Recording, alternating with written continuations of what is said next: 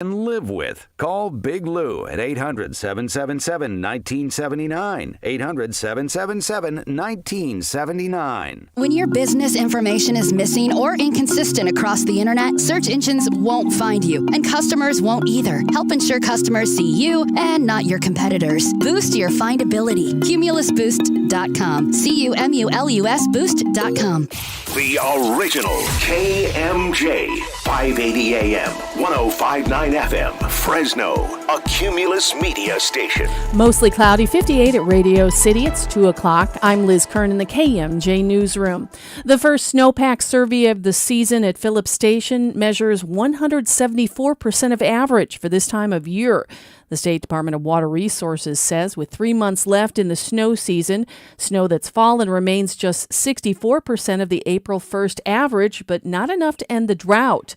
California's largest reservoirs remain very low after the driest 3 years on record.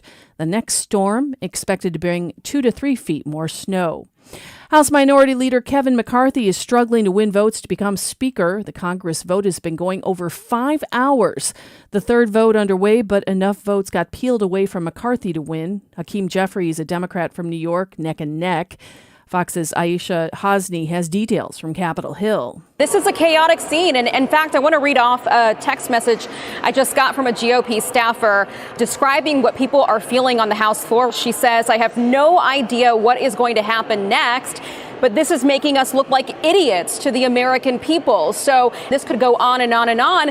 And some staffers are telling me that they're expecting this to go on into the weekend, which we hope does not happen. I want to just talk a little bit about the folks that are voting against McCarthy. People like Dan Bishop, Lauren Boebert, Bob Good, Andy Biggs. These are all House Freedom Caucus members. And unofficial results of the third speaker vote, Hakeem Jeffries has 212, McCarthy had 202. A fourth vote is expected soon. The White House says despite the contentious moments in selecting a speaker, the president will still seek bipartisanship. White House Press Secretary Karine Jean-Pierre says President Biden was not focused on the vote for House Speaker, but he remains willing to engage with whomever puts Americans' best interest first. We are looking forward to working with congressional colleagues, including Democrats, Republicans, and independents this year, and the new Congress, obviously, to continue to move the country forward. Jean-Pierre did not get specific about new agenda items the president will seek to work with Congress on. She said he will wait for the new Congress to settle in. Gernal Scott, Fox News. The recently signed federal budget bill benefits farmers in California and across the country in various ways. KMJ's Ag Director Don York explains. The budget bill not only keeps the federal government open until at least the end of this upcoming September, but also is important to farmers and ranchers. The bill includes $3.7 billion in disaster funding for crop and livestock losses due to drought and other problems last year. There's also $100 million provided for payments to cotton merchandisers as a result of losses related to COVID or supply chain disruptions. Plus, the new federal budget bill includes price transparency as the USDA and the Justice Department are going to analyze issues regarding meat pricing and price discovery for cattle producers. John York, KMJ News. On Wall Street, the Dow ended down 10 points, closing at 33,136. The S&P 500 dropped 15 points. NASDAQ lost 79. Now here's Fox 26's Jim De La Vega with our forecast. Today's high will be 58 degrees with increasing cloudiness and a 30% chance of rain for the evening hours. Our low tonight will be 44 degrees. A flood watch for most of the valley goes into effect tomorrow morning as more rain is expected for the next 2 days. For KMJ, I'm Jim De La Vega from the Fox 26 Weather Center. With news on the hour, on the half, and when it breaks, and always streaming at KMJNow.com. I'm Liz Kern, News Talk 580, 1059 KMJ. Thank you, Liz. In roadway, we have an injury accident northbound 99 at Jensen. A couple of non-injury accidents, Jacobs Road at Huntsman, also East Ashland at North Fresno Street. Then to Madera and southbound 99 at Avenue 12. They're doing pothole repair work right now. in the number 1 and number 2 lanes. So look for traffic breaks while that is going on. Next update is at 2:17. I'm Greg Lane with KMJ Traffic. Join Clovis Community College for the spring semester for in-person or online classes. Come to Extreme registration on January 3rd or 4th. Speed up the process by completing the online application now at cloviscollege.edu. No vaccine or testing required to enroll. Now, the Valley's Afternoon Drive with Philip Teresi. Philip Teresi. Your calls, your tweets, and your voice are welcome right now on News Talk 580 1059 KMJ. 206 News Talk 580 1059 KMJ. Good afternoon and welcome to your Afternoon Drive Tuesday edition. Phones are open 490-5858 or toll free 800-776-5858. Find the show streaming live worldwide on YouTube, Facebook Live, or twitch.tv at Drive KMJ. And find us all over social media, also at Drive KMJ. Joshua Weekly is standing by to screen your calls this afternoon as I am live back in the KMJ studio after a week of vacation plus the Christmas and the New Year holiday. And really glad to be back with you guys. Looking forward to talking. And again, the number's 490-5858 or toll free 800-776-5858. Coming up in just a couple of minutes, we're going to be talking with a cardiologist. He is the chair of cardiology at Fresno Heart and Surgical Hospital. Dr. Usman Javed will join us to talk about what we saw with Damar Hamlin. If you somehow missed this, this kid, he was playing football, doing what he's supposed to be doing. Made a tackle in the first quarter of the game. Monday night, it was Buffalo Bills, where Hamlin plays, versus Cincinnati Bengals. This is a 24-year-old professional athlete who was on the receiving end of 9 minutes of CPR and an automatic defibrillator until he was stable enough and his heart had started beating again so they could load him into an ambulance and take him to the hospital. He is currently sedated. He is listed in critical condition. And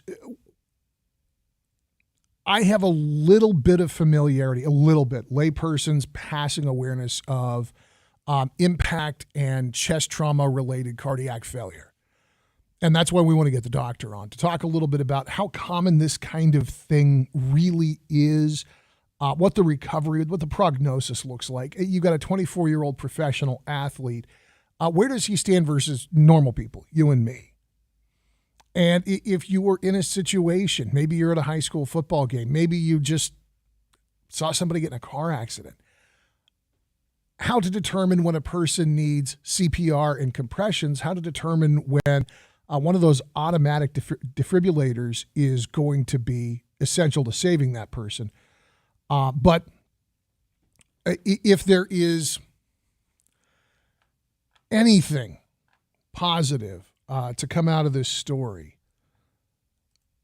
it's the reaction of Hamlin's friends. He had started a GoFundMe for a charity that he had established called Chasing M's. The toy drive, it was a fundraiser for a toy drive that he had put together in 2020. His goal back in 2020 was to raise $2,500 so as to buy toys for kids in the neighborhood he went to school in. And, you know, this is one of those beautiful things that people do sometimes. You want to help. Mr. Hamlin needs your prayers. His family needs your prayers. He is going to get the best medical attention that money can buy. I don't know what workers' comp's like in your place of business. I can only imagine that the NFL has the Cadillac plan, the Rolls-Royce plan. And the usual messages will be there. Donate blood. Donate to a charity that you love. And you absolutely should do that. If you're moved by this, if this story touches you just as one human being to another, you can do all of that. But somebody found this GoFundMe that had sat basically idle since Christmas of 2020. And they started donating. And it got circulated. And the good news is this is legitimately Damar Hamlin's GoFundMe. This is really something that he had set up with the intention of making Christmas a little bit better for the kids in his hometown and in the neighborhood he grew up in. Well, the fans have turned out, and so an update was posted by Damar's brother. I think that this update was posted early today, and it's fairly brief. It reads, "This fundraiser was initially established to support a toy drive for Damar's community, sponsored by the Chasing M's Foundation. However, it has received renewed support in light of Damar's current battle, and we can't thank all of you enough. Your generosity and compassion mean the world to us. If you would like to show your support and contribute to Damar's community initiatives in his current fight, this is the place to do so. This is the only current fund that is currently being used by the Hamlin family. Again, thank you for your thoughts, your prayers, and your generous support during this time. Damar created the Chasing M's Foundation to use as a vehicle to bring lasting impact to his community. The foundation supports toy drives, back-to-school drives, kids' camps, and more." And then included beneath that is what Damar himself had written when he set this up, again with the goal of $2,500. And again, back in December of 2020. Now, he had hit his goal. He had done what he had set out to do. I think it's a beautiful thing to open this page now and to see that, one, there's a guy named Jason Hanold. He's got to be a football player. He's got to know the Hamlins personally. He's got to know Damar somehow. Damar, excuse me. Because he's currently the top donor on this GoFundMe, laying down $20,000. But most of the donations are $5, $10. A lot of folks doing, 30, 40, 50. And as you get up into those bigger numbers, it tapers off, as it would. So I don't know what Jason's relationship is to Damar, but $20,000 is a hell of a generous thing to do. And at this point, if you want to throw drops in the bucket, the bar is high. The Chasing M's Foundation, as fans of the Bills and just football as a game, now total $4,832,090. That by way of 172,000 plus donors at the GoFundMe page that, again, started with a $2,500 goal. Just a beautiful thing for his fans to do, to show love and support, to let the family know they're being thought of. How many flowers can you send? How many cards can you send? And of course, people are going to do that too. And of course, that's welcome. But to throw in on this, when Damar Hamlin recovers, when he is brought out of this, and he's able to reconnect with the folks who have donated, with the fans, imagine the good that he is going to be able to do in his neighborhood. And I'm not just trying to throw a silver lining on this for the sake of throwing a silver lining on this. It's a genuinely beautiful thing that these people are doing out of love and respect for a guy that they like watch and play the game. Now, the family has been incredibly generous about keeping folks up to date and letting people know what Damar's most current status is. And earlier today, a representative of the family, Jordan Rooney, talked with Robin Roberts about how the family is doing and how Damar is doing, that by way of ABC News. We're going to bring in representative for NFL player Damar Hamlin's family, and that is Jordan Rooney. And I know that you're there at the hospital with the family. Jordan, thank you so much for taking time to be with us. We saw your tweet. You updated DeMar's condition not long after he got to the hospital. How is he doing this morning? So I can't speak specifically on his medical condition. I will say is that, he's fighting. He's a fighter. I felt like in the moment there needed to be some clarity that, he was awake at that time, and now he's sedated. So, the family's in good spirits. We're honestly just taking it minute by minute, hour by hour. And talk more about his family. How are they holding up right now, Jordan? Yeah, his family's remarkable. They are a tremendous group of people. They're strong. They're supportive. They're worried. DeMar's very close with his family. I hope that they feel the prayers that are being said for him right now. And how long have you known him? Tell us about the DeMar you know. Yeah, so I have a marketing agency, athlete marketing agency in Pittsburgh. I actually know DeMar because him being a Division I football player reached out to me to be an intern for me, which is something that is pretty unique. And the reason why is because he's always interested in being an entrepreneur and wanted to build his own brand. And he interned for me, and then we just became super, super close. So now, we're partners in a business together.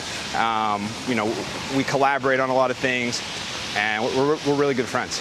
I'm glad to hear that. I'm glad that you were able to make it there. You weren't in Cincinnati at the time, but you got there as fast as you could.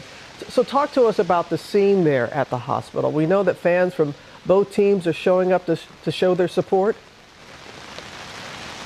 Yeah, there's definitely been a lot of fans. There's been a lot of traction. There's been a lot of people coming by.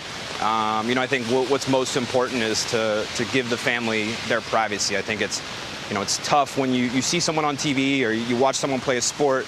You kind of don't view them as a human a lot of times. This is a human being. His family is very much going through a lot right now. So I think it's important for everyone to just kind of remember that this is a person, and his family's trying to work through everything. Well said, Jordan. Well said, and we appreciate you coming out to speak with us this morning. And please give audio courtesy ABC News. That is Hamlin family representative Jordan Rooney talking with Good Morning America earlier today, saying that DeMar Hamlin is in good spirits and that the family is taking this minute by minute after DeMar Hamlin suffered a cardiac arrest during last night's game, the Buffalo Bills.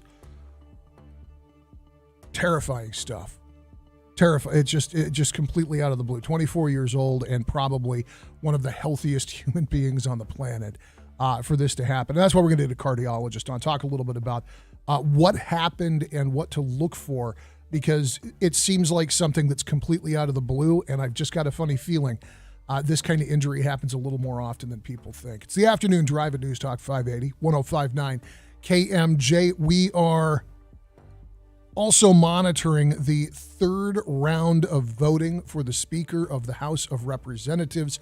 At this time, Charlie Dent talking with CNN, saying that it appears that Kevin McCarthy may once again on the third Speaker ballot be defeated and not be elected Speaker of the House of Representatives. More on the way on the Afternoon Drive on KMJ. Welcome back.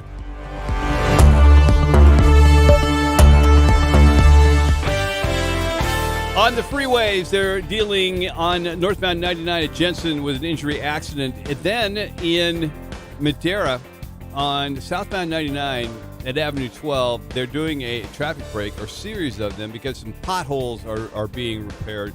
So look for some slowdown because of that. Next update, 2:33. Greg Lay with KMJ Traffic. This report is sponsored by Mattress Firm.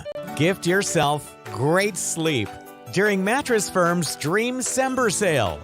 Get a king for a queen price or a queen for a twin and save up to $700. I have to say this. I am personally astounded how the Glass Shop in Visalia continues to do everything right. They're making some amazing business decisions, and that's great for you. Okay, so what now? No tax whatsoever on any windows up until April 15th. That'll save you plenty right there, especially if you got a big job. No taxes. They'll front that bill with Uncle Sam. You don't worry about it. Next, Scott has become kind of a living legend in this business of windows and doors and all of this stuff. He needs a title, like, shall we call him the Wizard of Windows? When he comes to your home, he'll tell you before you even know what you need, and this is blowing people's minds. He'll tell you what type of window, he'll tell you what brand. Now, you ultimately make the decision, but this guy knows. And the Glass Shop has windows that have a double lifetime warranty. You sell your home, and whoever buys the home gets that warranty as well. And they'll get it done like in 3 to 4 weeks, where most companies take 2 to 3 months. Click theglassshop.com. It's that simple.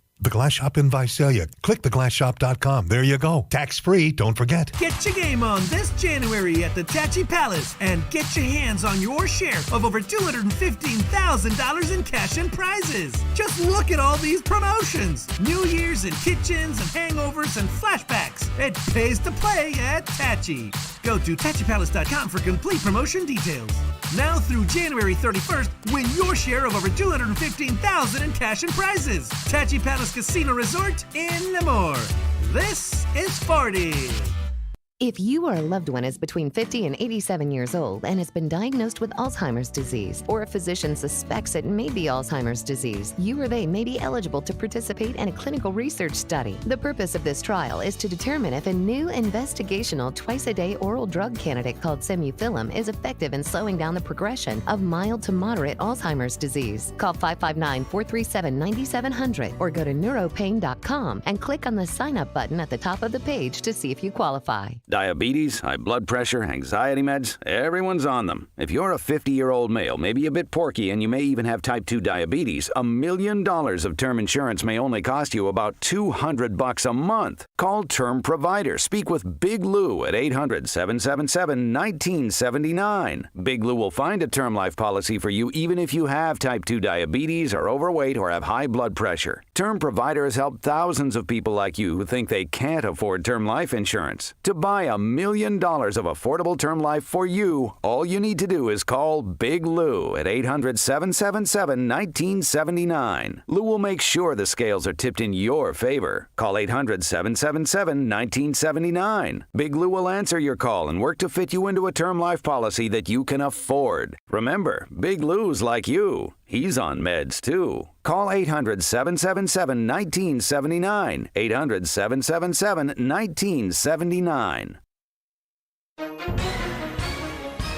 Hi, everyone, and welcome. If you've been injured in an accident that was not your fault, listen up. We have legal professionals standing by to answer your questions for free. They'll tell you if you have a case and how much it's potentially worth. Call 800-843-4202 now. I'm here with spokesman for the firm, John Wolf. So, John, tell everyone listening who should call in. Well, Maria, first off, thank you for having me here with you. We always enjoy answering the listeners' questions. Now, as far as who should call in, anyone who's been injured in an accident that was not your fault, give us a call right now. We have legal professionals standing by to answer your questions and tell you how much your case is potentially worth. Call 800-843-4202. Thanks, John. You heard it, folks. Take advantage of this opportunity and call now to speak with a live agent for free. Call 800-843-4202. Advertisement sponsored by Legal Help Center. May not be available in all states.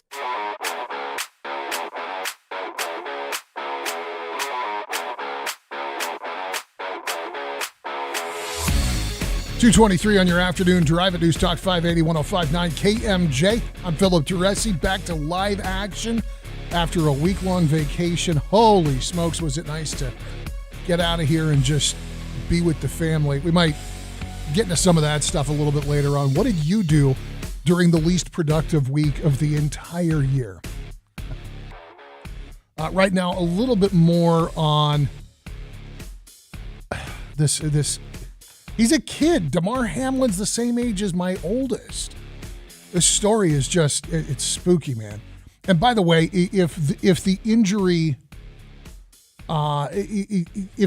worried you, if you've got a kid playing football, if you're just curious about the medicine behind this, we're going to be talking with Dr. Usman Javed from the Fresno Heart and Surgical Hospital. He's going to join us here in a couple of minutes to talk about how these injuries work. In other words, broadly speaking, what happened. Obviously, he doesn't have the exact specifics on Damar Hamlin's situation, but the nature of an impact causing a cardiac arrest, how to distinguish when it's time for chest compressions, when it's time for an automatic defibrillator to get involved, and in general, what to look out for, what to watch out for, how to protect yourself if you're involved in athletics, if you're involved in weight training, any of that stuff. So we will talk with Dr. Javed here in just a couple of minutes. Troy Vincent from the NFL giving a master class in how not to lose your mind over the nattering nabobs of negativism that is everything on Twitter. Circulating a rumor that the National Football League gave players 5 minutes to pull it together before resuming play following Damar Hamlin being taken off the field yesterday. Now, again, if you aren't familiar with the story, Damar's incident occurred in the first quarter of the game between Buffalo Bills and the Cincinnati Bengals.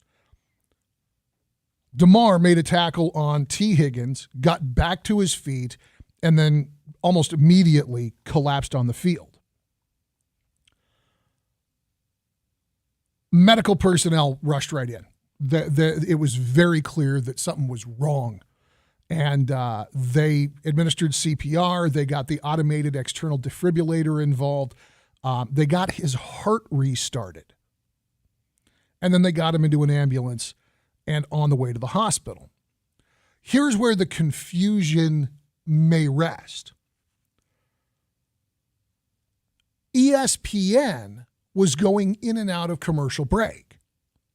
This process from the play to medical personnel getting out there on the field with Mr. Hamlin, to the ambulance leaving the field, it was probably a solid 20 minutes, which anybody who's ever done a live broadcast can tell you 20 minutes of not knowing what in the world is going on might as well be eternity. It appeared when ESPN came back from a commercial break that players might be trying to kind of get back into game mode. And on the broadcast, it was said multiple times that there was 5 minute warnings. The way it was phrased on ESPN, it sounded like the league had decided they were going to go ahead and continue playing. Once the information trickled back up, this is where Troy Vincent popped up and said, no, absolutely not. He dismissed it firmly in a media availability early today. So you have a reporter, Stuart Mandel, saying it's strange the league kept the broadcasters completely in the dark during an hour of limbo, given that Monday Night Football is a television program as much as it is a football game. And I agree with that. If 20 minutes is eternity, an hour of we don't know what we are doing, it's excruciating. Now, Joe Buck said on the air that 5 minute warm-up warning given to the players to resume gameplay came from the league. But Mandel says that if that's not accurate, responding to the comments from Troy Vincent, someone from the league should have called someone in the broadcast facility and clued them in. Unfortunately, this is one of those things where once the negative story gets out, people run with it. And so you see folks commenting, imagine a coworker of yours needed CPR for 9 minutes in your office, and afterwards your boss says, hey, everybody, take 5 minutes, then get back to work. Nesbitt incorrectly asserting that that's basically what the NFL tried to do, total garbage. Another commenter popping up, the NFL suggesting a return to play after 5 minutes this evening tells you everything you need to know about how the league prioritizes players' safety. And so Vincent says, I'm not sure where it came from. Frankly, there was no time period for the players to get warmed up. The only thing we asked was that the referee, Sean Smith, communicate with both head coaches to make sure they had the proper time inside the locker room to discuss what they felt like was best. Now, as the family expresses optimism to the media, Damar Hamlin is still in critical condition. He's in the hospital. He's sedated.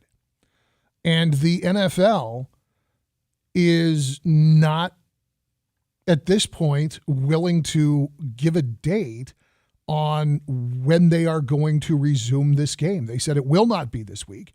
And they're not sure that they're going to finish the Bills-Bengals game at all. When we get back, we will talk with Dr. Usman Javed from the Fresno Heart and Surgical Hospital about this kind of injury. Again, I suspect that he would not have direct knowledge of Mr. Hamlin's injuries, but the type of injury, what to look for, especially if you got kids playing sports, and how to handle it. CPR, an automated defibrillator, obviously time is of the essence. And so we've got a few questions we'll get answered with Dr. Javed when we get back after this updated headlines from the KMJ Newsroom. KMJ News now. The body of a missing 86-year-old Fresno man has been found 5 miles away from his home. Ulysses Carr went missing back on November 25th after leaving his home near Muscat and Valentine Avenues in southwest Fresno. He had gone on one of his regular walks. 39 days later today, Fresno County Sheriff's dispatchers got a report of a body found in a dry ponding basin this morning. An irrigation worker found it by Blythe and Sumner Avenues between Easton and Raisin City. Fresno County Sheriff's Office crime scene and coroner's units identified the body, saying it had been there a considerable amount of time. A member of one of the most influential music groups of the 70s has passed away. Fred White, the drummer for Earth, Wind & Fire, has died at the age of 67. His brother and fellow bandmate Verdine White posted the news on his Instagram. He wrote, "Our family is saddened with the loss of an amazing and talented family member, our beloved brother, Frederick Eugene Freddie White. He joins our brothers Maurice, Monty, and Ronald in heaven and is now drumming with the Angels." He ended the post including one of the band's hit songs. It read, "Rest in power, beloved Freddie. Soar high, baby bro. We love you to the shining stars and back." Michelle Polino, Fox News. A portion of Aubrey Road will remain closed for 2 weeks as crews work to fix damage near Alder Springs. Rain washed out a shoulder. The road remains open to local traffic in the Alder Springs area, but it will be fully closed by the work site. Highway 168 remains closed due to a rock slide this past weekend that was blocking the road between Prather and Shaver Lake. On Wall Street, the Dow ended down 10 points. 2:32 at KMJ. Valley weather, mostly cloudy, 59 at Radio City. Fox 26's Jim De La Vega has our Tuesday forecast. It will be mostly cloudy today, with the high reaching 58 degrees. The clouds will increase as we head into the evening, with a 30% chance of seeing rain. Tonight's low will be 44 degrees. Heavier rain will return tomorrow, along with 10-mile-per-hour winds and gusts of 20 miles per hour. For KMJ, I'm Jim De La Vega from the Fox 26 Weather Center. With news on the hour, on the half, and when it breaks, and always streaming at KMJNow.com. I'm Liz Kern, News Talk 580, 105.9 KMJ. And thank you, Liz, on the 198 at Road 217 in Visalia. Heads up there. There is an animal in the center divide. Traffic is slowing down, and hopefully they can get the animal out of the roadway. Aubrey Road at Adler Springs and State Route 168 at Lodge Road, as you heard in the newscast with Liz. Both those roads have closures on it due to slides. And as the Aubrey Road situation looks like, that's going to be going on for a while. Next update happens at 2:47. Greg Lane with KMJ Traffic. This report is sponsored by Roto-Rooter. No job is too big or too small for Roto-Rooter. So put their 80 years of experience to work for you 24/7, 365. Don't let a plumbing issue ruin your New Year attitude. So call your local Roto-Rooter at 1-800-GET-ROTO or online at rotorooterca.com. California Department of Public Health has this important message for you. They're reminding you this winter to protect yourself against COVID-19 and other winter viruses by getting your flu shot and COVID booster, testing for COVID if you feel sick, contacting your doctor about treatment if you test positive for COVID, and considering masking up in indoor public places. Do something good for yourself this winter. Get protected, and if you have to, get tested. More tips at covid19.ca.gov. That's covid19.ca.gov. Ad paid for by Montreal Drugstore. Tired of paying outrageous prices for Viagra? Well, we have great news. Now you can finally get Viagra at huge discounts. PowerPill allows you to save up to $500 on Viagra. Why pay U.S. pharmacy prices of $15 per pill or more when you can get Viagra for less than $3 per pill? Call today and get 50 Viagra pills for only $99. This could cost as much as $600 at your local pharmacy. You can't afford not to call this if you want Viagra at the lowest prices. Never pay $15 a pill pharmacy prices again. Get Viagra for less than $3 per pill. Call 800-204-0017 today to save up to $500 and get 50 pills for just $99. PowerPill is fast, easy, and affordable. Operators are waiting at 800-204-0017 to take your call now. Call 800-204-0017. That's 800-204-0017. Again, 800-204-0017. Hi, folks. This is Roger from Evans Feed. I'd like to introduce Lonnie Hanna, Jack Hanna's nephew. He'll be honoring Jack's legacy by picking up the announcer reins for Evans Feed. Thanks, Roger. That's some big boots to fill for sure. Just like the Evans family, I'm third generation raised in the Valley. While not a cowboy by trade, I love singing about the Western lifestyle. Now that I'm riding for the Evans brand, I'll be learning and sharing everything Evans has to offer, plus a few stories, a bit of history, and how Evans Feed is woven into this community. This report is sponsored by In-N-Out Burger.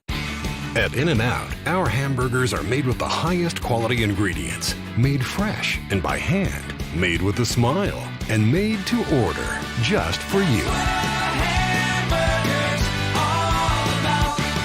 You have many financial goals. You want to buy or pay off your house. You need to replace your car. You want to pay for a wedding, send your kids to college, travel the world, and one day retire. But how? The Afford Anything podcast explains the economy and the market, detailing how to make wise choices on the way you spend and invest. Afford Anything is not a podcast that tells you what to do. It's a podcast that teaches you how to be better at thinking for yourself. Make smarter choices and build a better life. Afford Anything, wherever you listen. Samba to big-time winning. And fabulous fun. It's Chauncey Gold and the $650,000 Rio Carnival of Riches. Dance to win January 2nd through February 24th. Only at Chauncey Gold Resort and Casino. Teresi tackles Fresno and California issues every day. Philip Teresi on News Talk 580 1059 KMJ. Rolling through hour one of the Tuesday installment of Your Afternoon Drive at News Talk 580 and 1059 KMJ. We've been talking about the injury sustained by Buffalo Bills player Damar Hamlin in yesterday's game against the Bengals. And the idea that a 24-year-old professional athlete, somebody that one would imagine is in better health and better physical condition than certainly than I am, and I think the majority of us walking around, could suffer such a severe injury and such a severe consequence on a completely routine play. It's surprising, it's alarming, and it's exactly why I wanted to talk with our guest. Dr. Usman Javed is the chair of cardiology at the Fresno Heart and Surgical Hospital. Dr. Javed, welcome to KMJ. Good afternoon. Thank you for having me over. And, of course, our thought and prayers are with Mr. Hamlin and his family, and we wish them the best recovery, in fact, the complete recovery we're looking for. Doctor, I know that it's difficult to comment on a case you haven't seen yourself. So, of course, my questions for you necessarily are a little more general in nature. But going to Mr. Hamlin for a minute, we saw a very routine play. It was not an exceptional hit. It was a good tackle. It was something that happens, hundreds of times every day of the NFL season. And yet his heart stopped. He had cardiac arrest.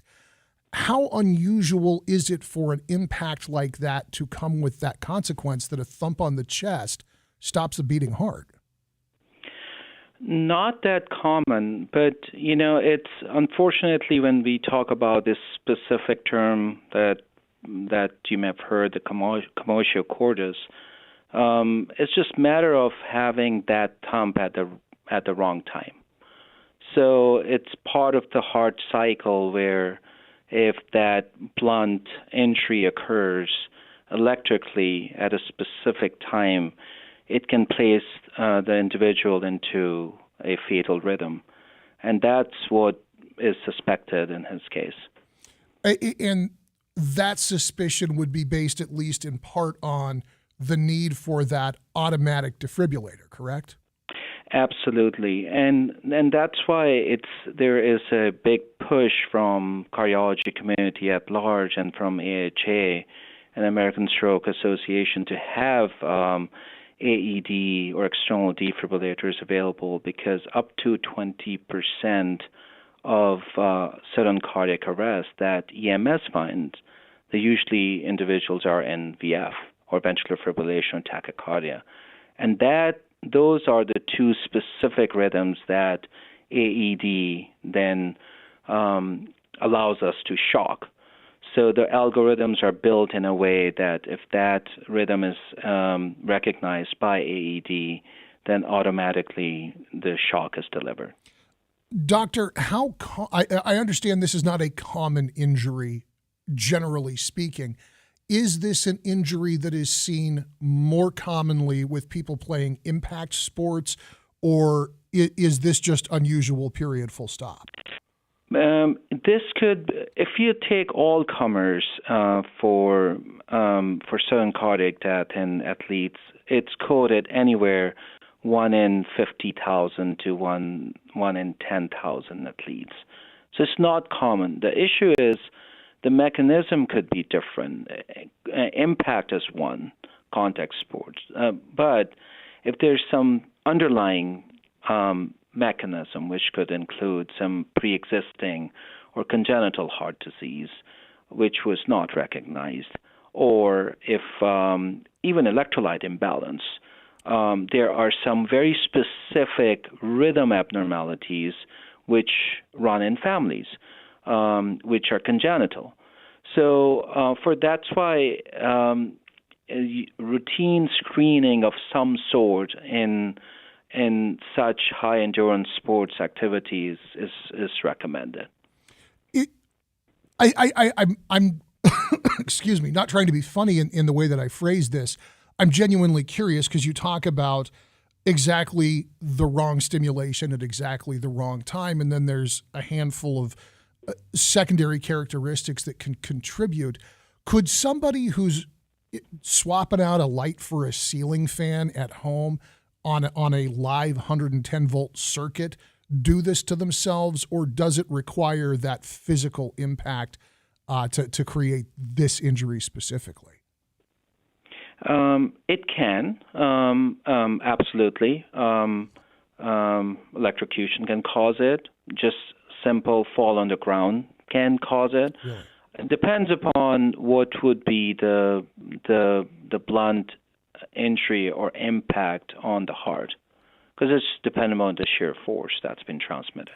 I understand. And then coming back to Mr. Hamlin, DeMar is 24 years old. He's a professional athlete, so I don't think it's silly to assume that he is probably in wildly superior cardiovascular health to the average American male.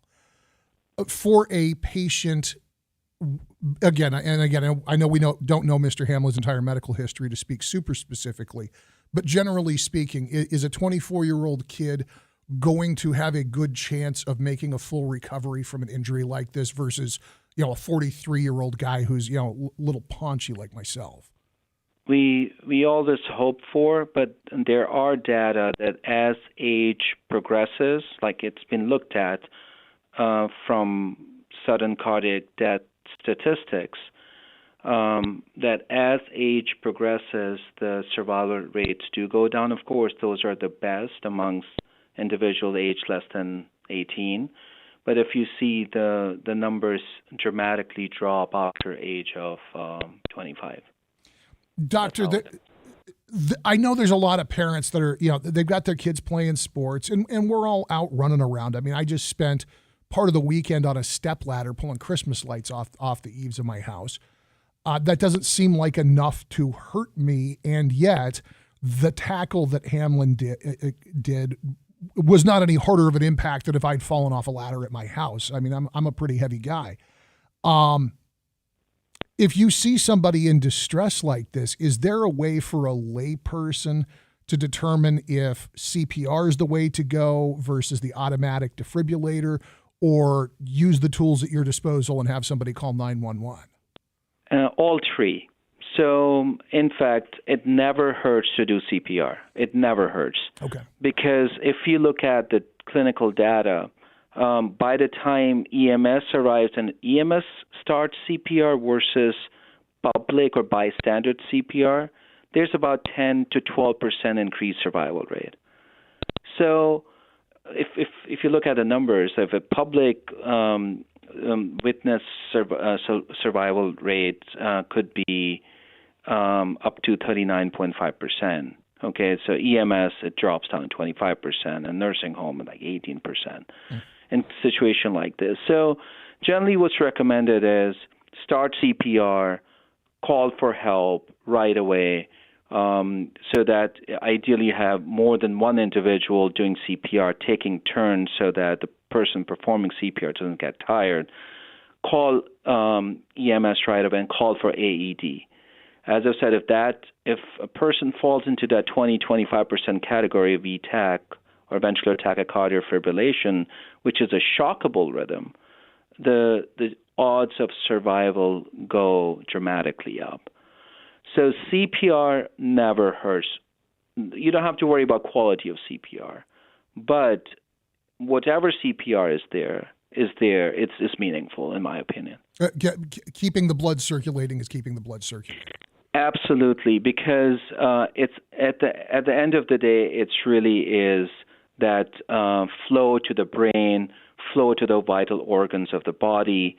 With CPR, you get those extra few minutes that by the time EMS arrives and can help out fostering more high quality CPR. Doctor, I know it's going to be on people's minds while we wait for Mr. Hamlin to recover. Is there any test that a patient can take that would give them a warning they might be predisposed to this, or is this something that, unfortunately, you're only going to discover the weakness by virtue of the injury? Unfortunately, that's how it is. But for sports specific, if you look at it, where most of parents get concerned about their kids and in different sports, there is some screening algorithms that are in place for majority of this in sport arena. Of course, it becomes more robust as when you get into the professional realm. But routine physical screening is as well as family history, addition of ECG based on what kind of sport is being considered.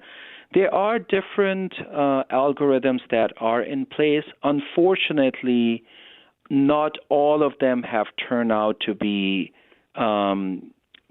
foolproof. You have both false positive as well as false negative, like any other test that you do. So in the end, yes, it's hard to say that whether can you screen everybody thoroughly. That usually does not happen in real life. I understand. Doctor, I appreciate your expertise, and I appreciate you taking time to talk to me today. Thank you. Thank you. Again, that is Dr. Urzman Javed. He is an interventional cardiologist. He is also the chair of cardiology at the Fresno Heart and Surgical Hospital on your afternoon drive on News Talk 580 and 105.9 KMJ.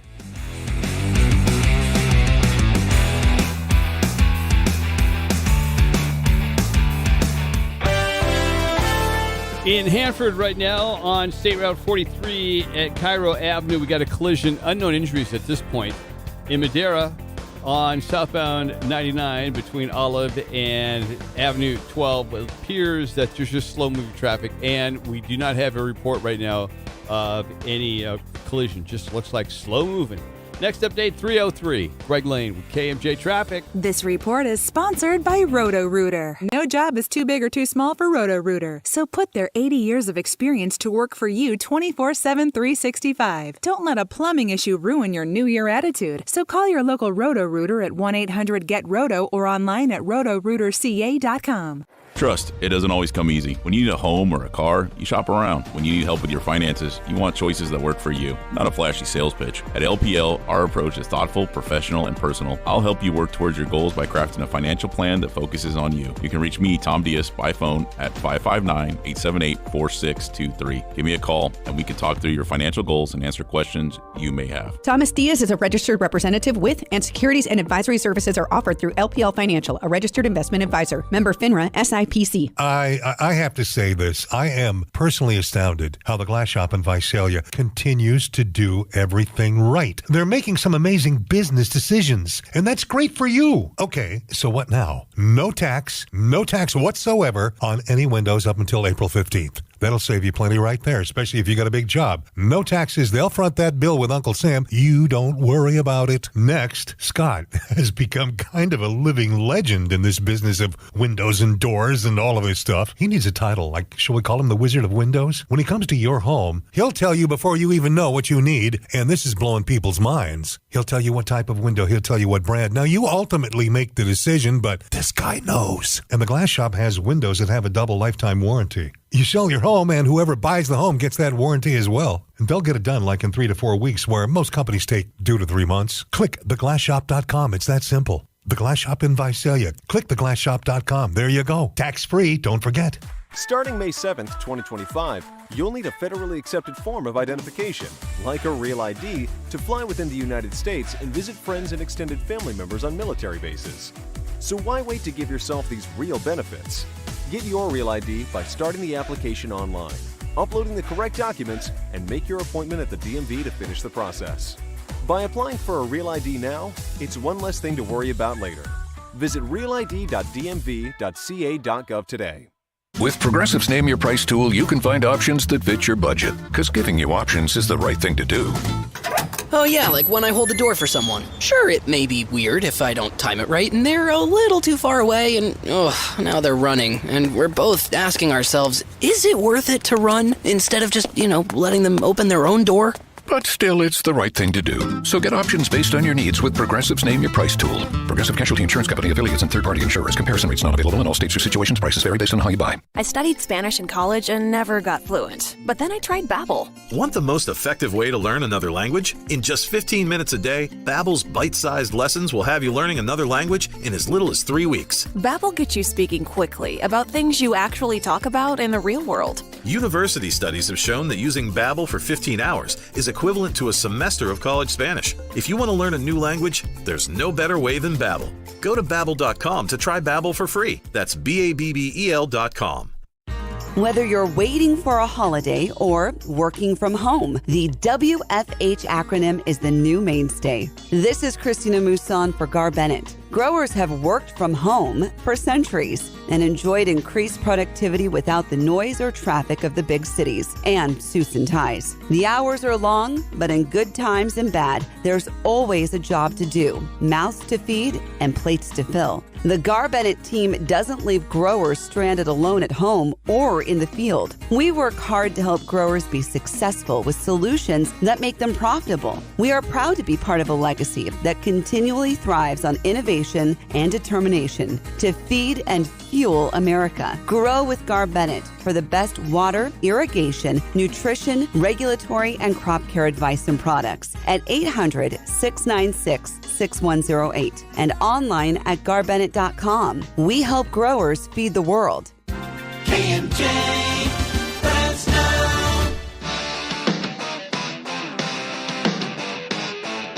Rolling up on 3 o'clock on a Tuesday afternoon. That's right, it's Tuesday, not Monday, as we return to work after a long weekend following the least productive week on the entire calendar. 490-5858 or 800-776-5858 are the numbers if you want to join the program. And thank you again to interventional cardiologist Dr. Usman Javed. He is the chair of cardiology at Fresno Heart and Surgical Hospital, and giving us some insight into the nature of Damar Hamlin's injury, the prognosis for somebody in such superior health, and really I think the most important information in all of this. This cardiac arrest caused by a chest impact, it's rare. It's really rare, but it does happen.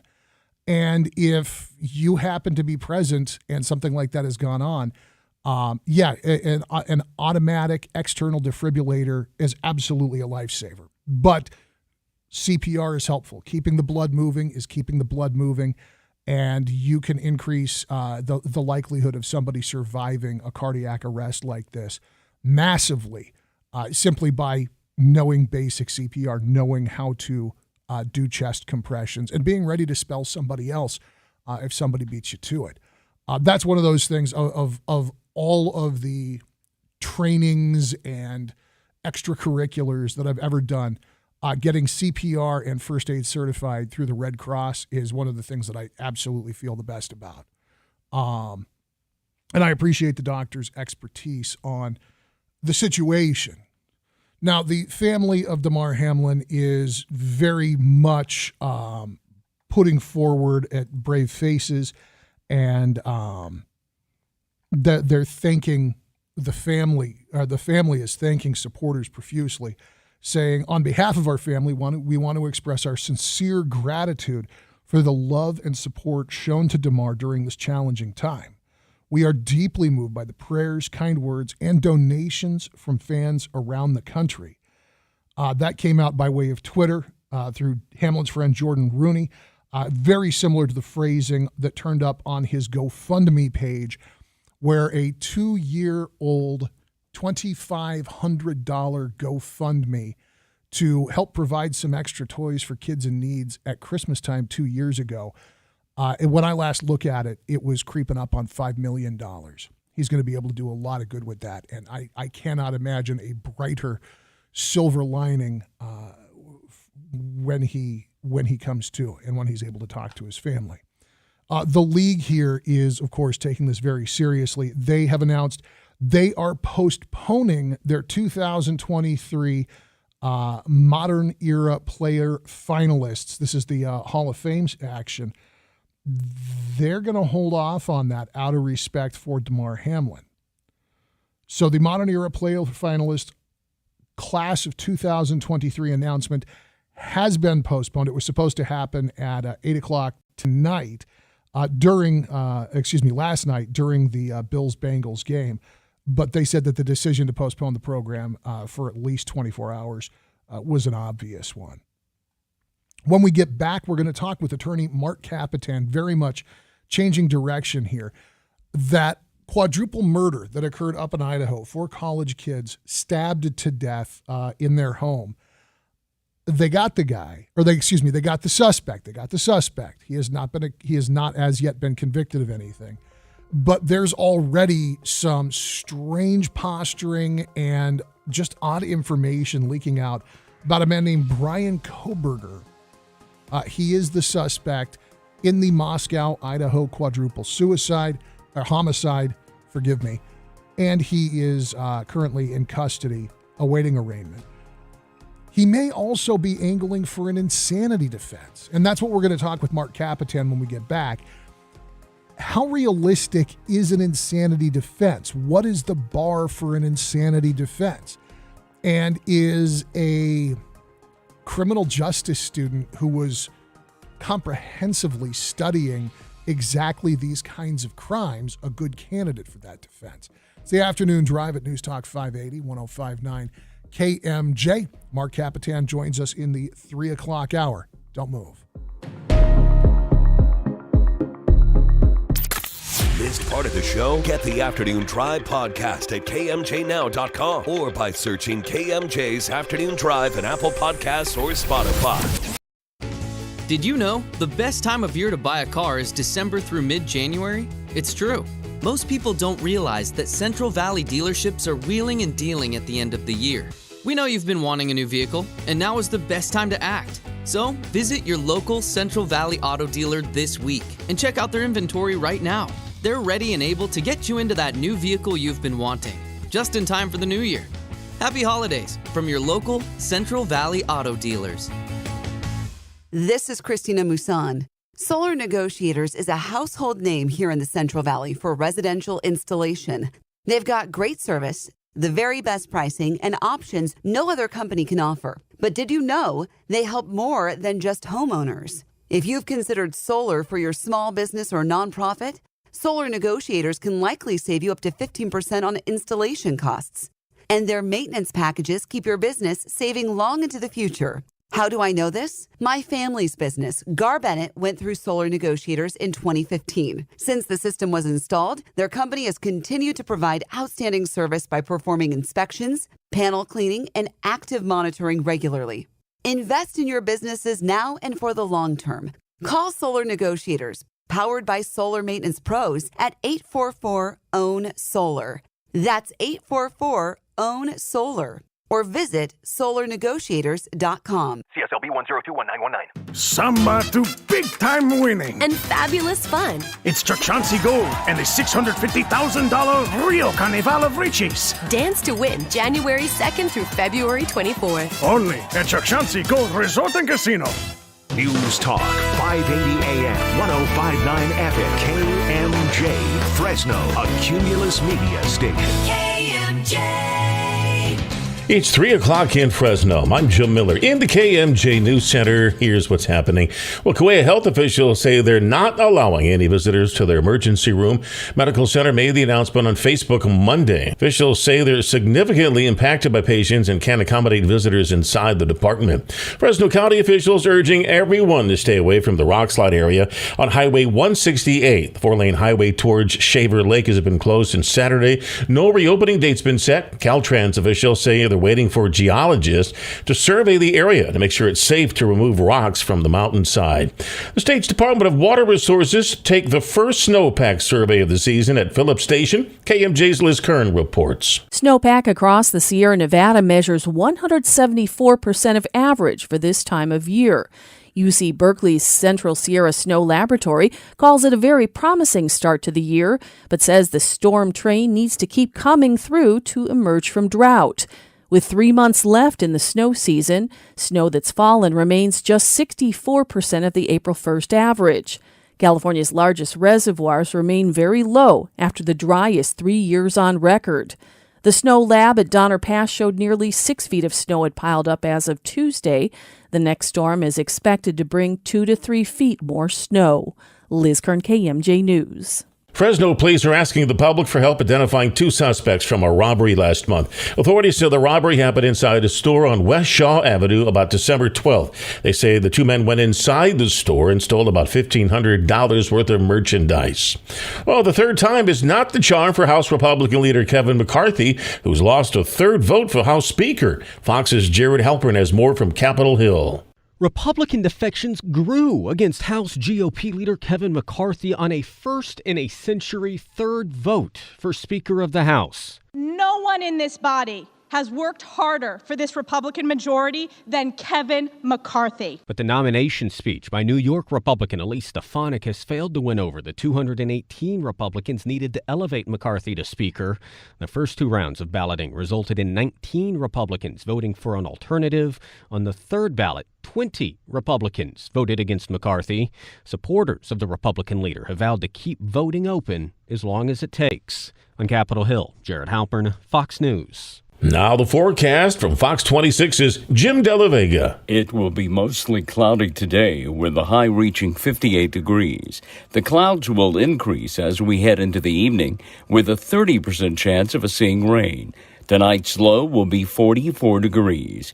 Heavier rain will return tomorrow, along with 10-mile-per-hour winds and gusts of 20 miles per hour. For KMJ, I'm Jim De La Vega from the Fox 26 Weather Center. With news on the hour, on the half, and when it breaks, and always streaming at KMJNow.com, I'm Jim Miller for News Talk 580, 1059 KMJ.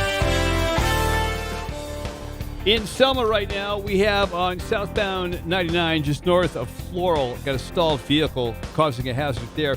And Hanford State Route 43 at Denver, a collision with possible injuries being reported.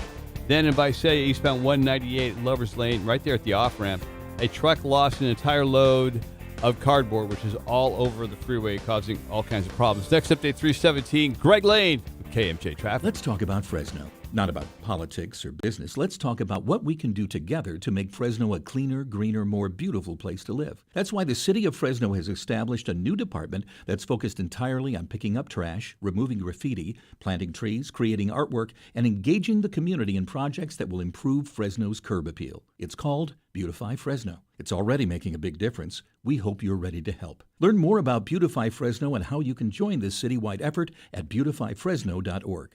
I'm going to try to do everything by myself today, which should be fine. Philip Teresi right now. As long as everybody does what they're supposed to do. Philip Teresi. No. Philip Teresi on News Talk 580 1059 KMJ. 3:05 on your afternoon drive. It's News Talk 580 1059 KMJ. I'm Philip Teresi.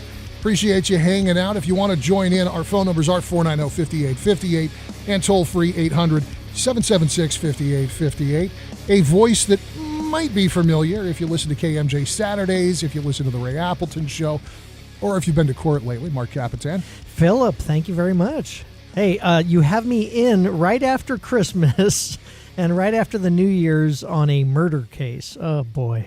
Yeah, I when I saw the speculation from Fox News, and really specifically from Dr. Michael Baden, who was contributing on the Sunday mornings programs, that Brian Kohberger's lawyers are trying to set him up for an insanity defense. Yeah. I'm not a lawyer, and I understand that most of what I think I know about the law I got from watching hour-long evening dramas on the network. Well, I think this guy did the same thing from watching too much TV or something. I don't know, but I wanted to go to the insanity defense right out of the gate. Okay. Because people hear that and they think that if you go into court and just quack like a duck for 30 minutes, you'll be declared insane and go off to the booby hatch instead of prison. I know that's not right. Is quacking insanely like a duck, is that like the description of your guys' job also on the radio? Yeah, pretty much, yeah. Happy New Year, by the way. Happy New Year, sir. But I know that there's more to getting an insanity defense than just saying, oh, yeah, sorry, I'm all messed up. Yeah. I mean, to even attempt that, you got to set a really, really high bar documenting that you are disconnected from reality, don't you? Okay. So you listen, you and anybody who has me on these things, it's interesting because I know the basics of what it is, especially in California. And then I do a little research specifically to tailor my conversation with you. And wow, did you hit one, because there is only 4 states in the United States that does not have an insanity defense. But it gets more convoluted than that, and we're going to talk about it as time goes on. Let's first explain, however, what an insanity defense is as we know it in California. And in California, I mean, this goes all the way back to law school days. There was something called the McNaughton Rule. McNaughton was a guy back in the 1830s or something like that had, he went to attack the Prime Minister of Britain and kill him. But he did not believe that the Prime Minister, he did it for some fairy tale reason, did not believe he was a human, or did not believe he was, I can't remember the specifics, accidentally killed the secretary, not the Prime Minister. And what they basically said was he was so out of his mind that he did not understand the nature of his criminal conduct. And he did not also understand what he was doing was, or he did not understand what he was doing was morally wrong. And the way I've always explained it, because people will always ask me about an insanity defense when they have a mental health issue. Sure. I know it's funny because I've had people that have been mentally insane during the time of the commission of a crime. I've had people that have been mentally incompetent, which is a different terminology, while the case is pending, and we'll go through that. But they are lucid enough to sometimes ask that question. Okay. I believe I was mentally insane at the time because California does allow for temporary insanity. It doesn't have to be a permanent insanity. Sure. Okay. But the way I've always explained it is, say that you wanted to, that you had killed somebody, you had stabbed somebody, but that you believed that you were carrying a magic wand and the magic wand was sprinkling fairy dust on a person, and that's what you thought. Then you'd be considered mentally insane because you did not... Because that's insane. Well, because you did not understand the nature of the criminal act, or you did not understand it was morally wrong. Now, I've had people ask, and similar, I can't, say specifically, but yeah, is... I committed this act, and in any criminal law, there's a difference between, or there's a combination of a mental act and a physical act, or a mental thought and a physical act. We call it the mens rea or the and the actus reus. Basically, my intent and coupled with the act. If those two things don't go together, then you don't have a crime.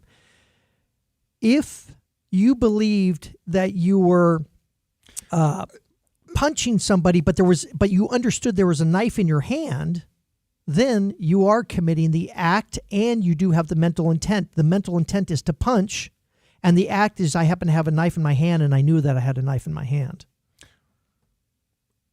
So any reasonable person would have an understanding that the action that they are committing, the act they are committing, has the potential to do grave harm or cause death.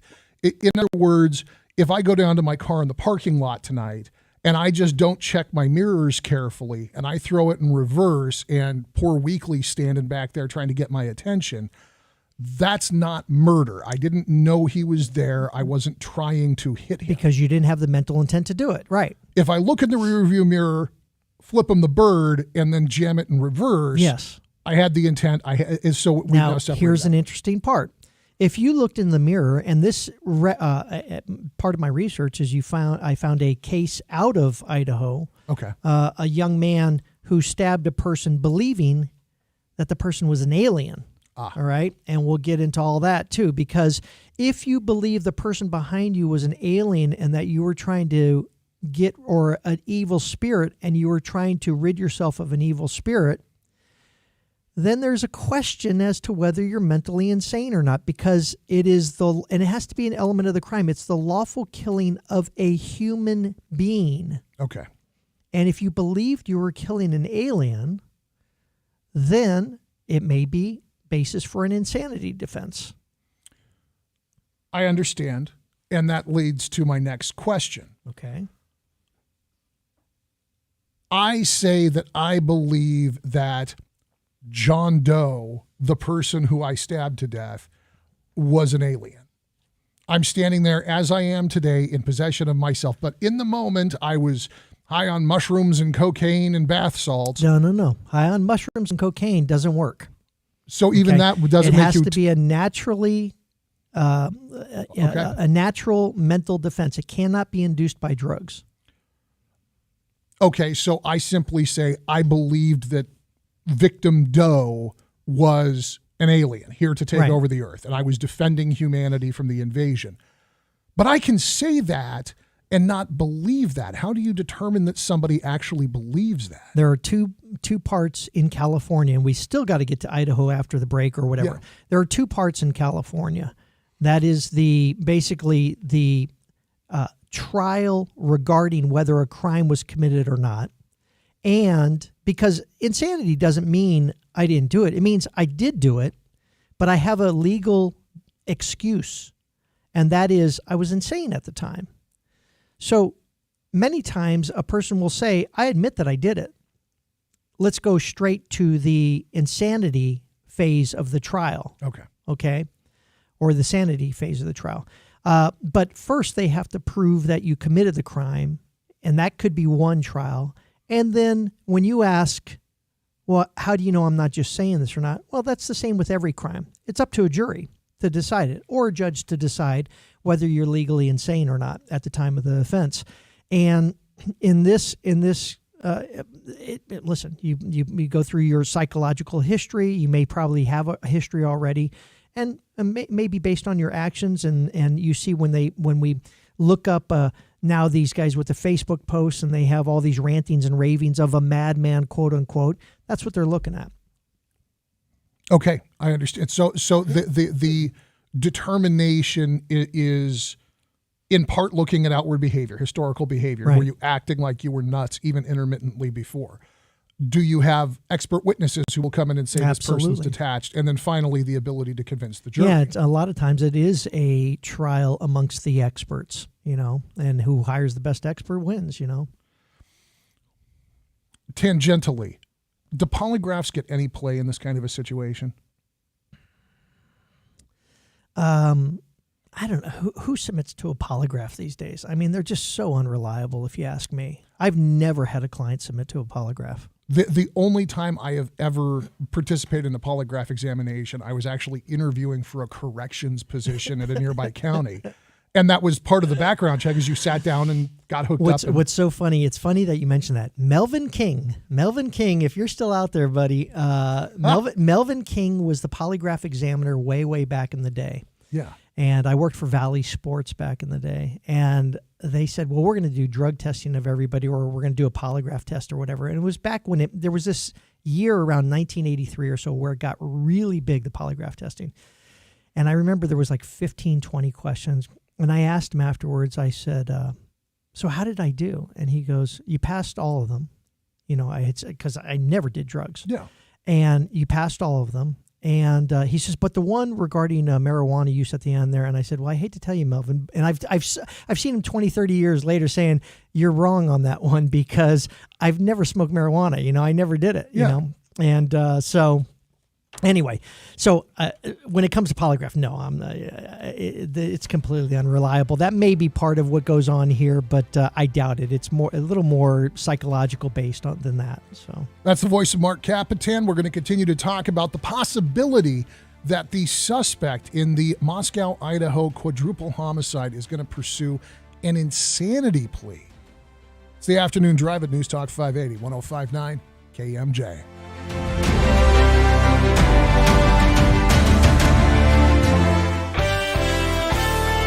In Selma right now on southbound 99, just north of Floral, you got a stalled vehicle that is causing a hazard on State Route 43 at Denver in Hanford. A collision with possible reports of injuries. Eastbound 198 by Visalia at Lover's Lane at the off-ramp. Truck lost an entire load of cardboard, which is all over the roadway. Next update, 3:33. I'm Greg Lane with KMJ Traffic. This report is sponsored by In-N-Out Burger. At In-N-Out, our hamburgers are made with the highest quality ingredients, made fresh and by hand, made with a smile, and made to order just for you.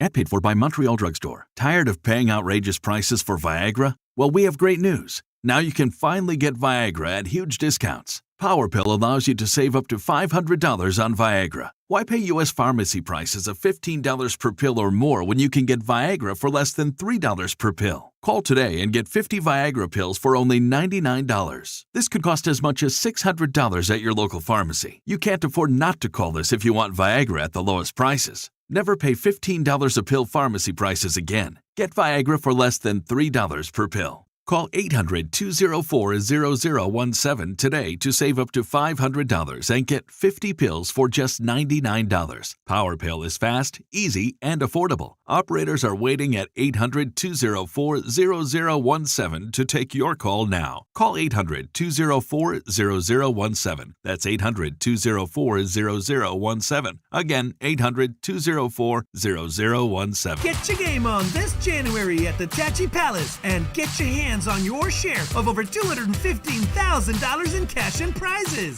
Just look at all these promotions. New Year's and kitchens and hangovers and flashbacks. It pays to play at Tachi. Go to TachiPalace.com for complete promotion details. Now through January 31st, win your share of over $215,000 in cash and prizes. Tachi Palace Casino Resort in Lemoore. This is 40.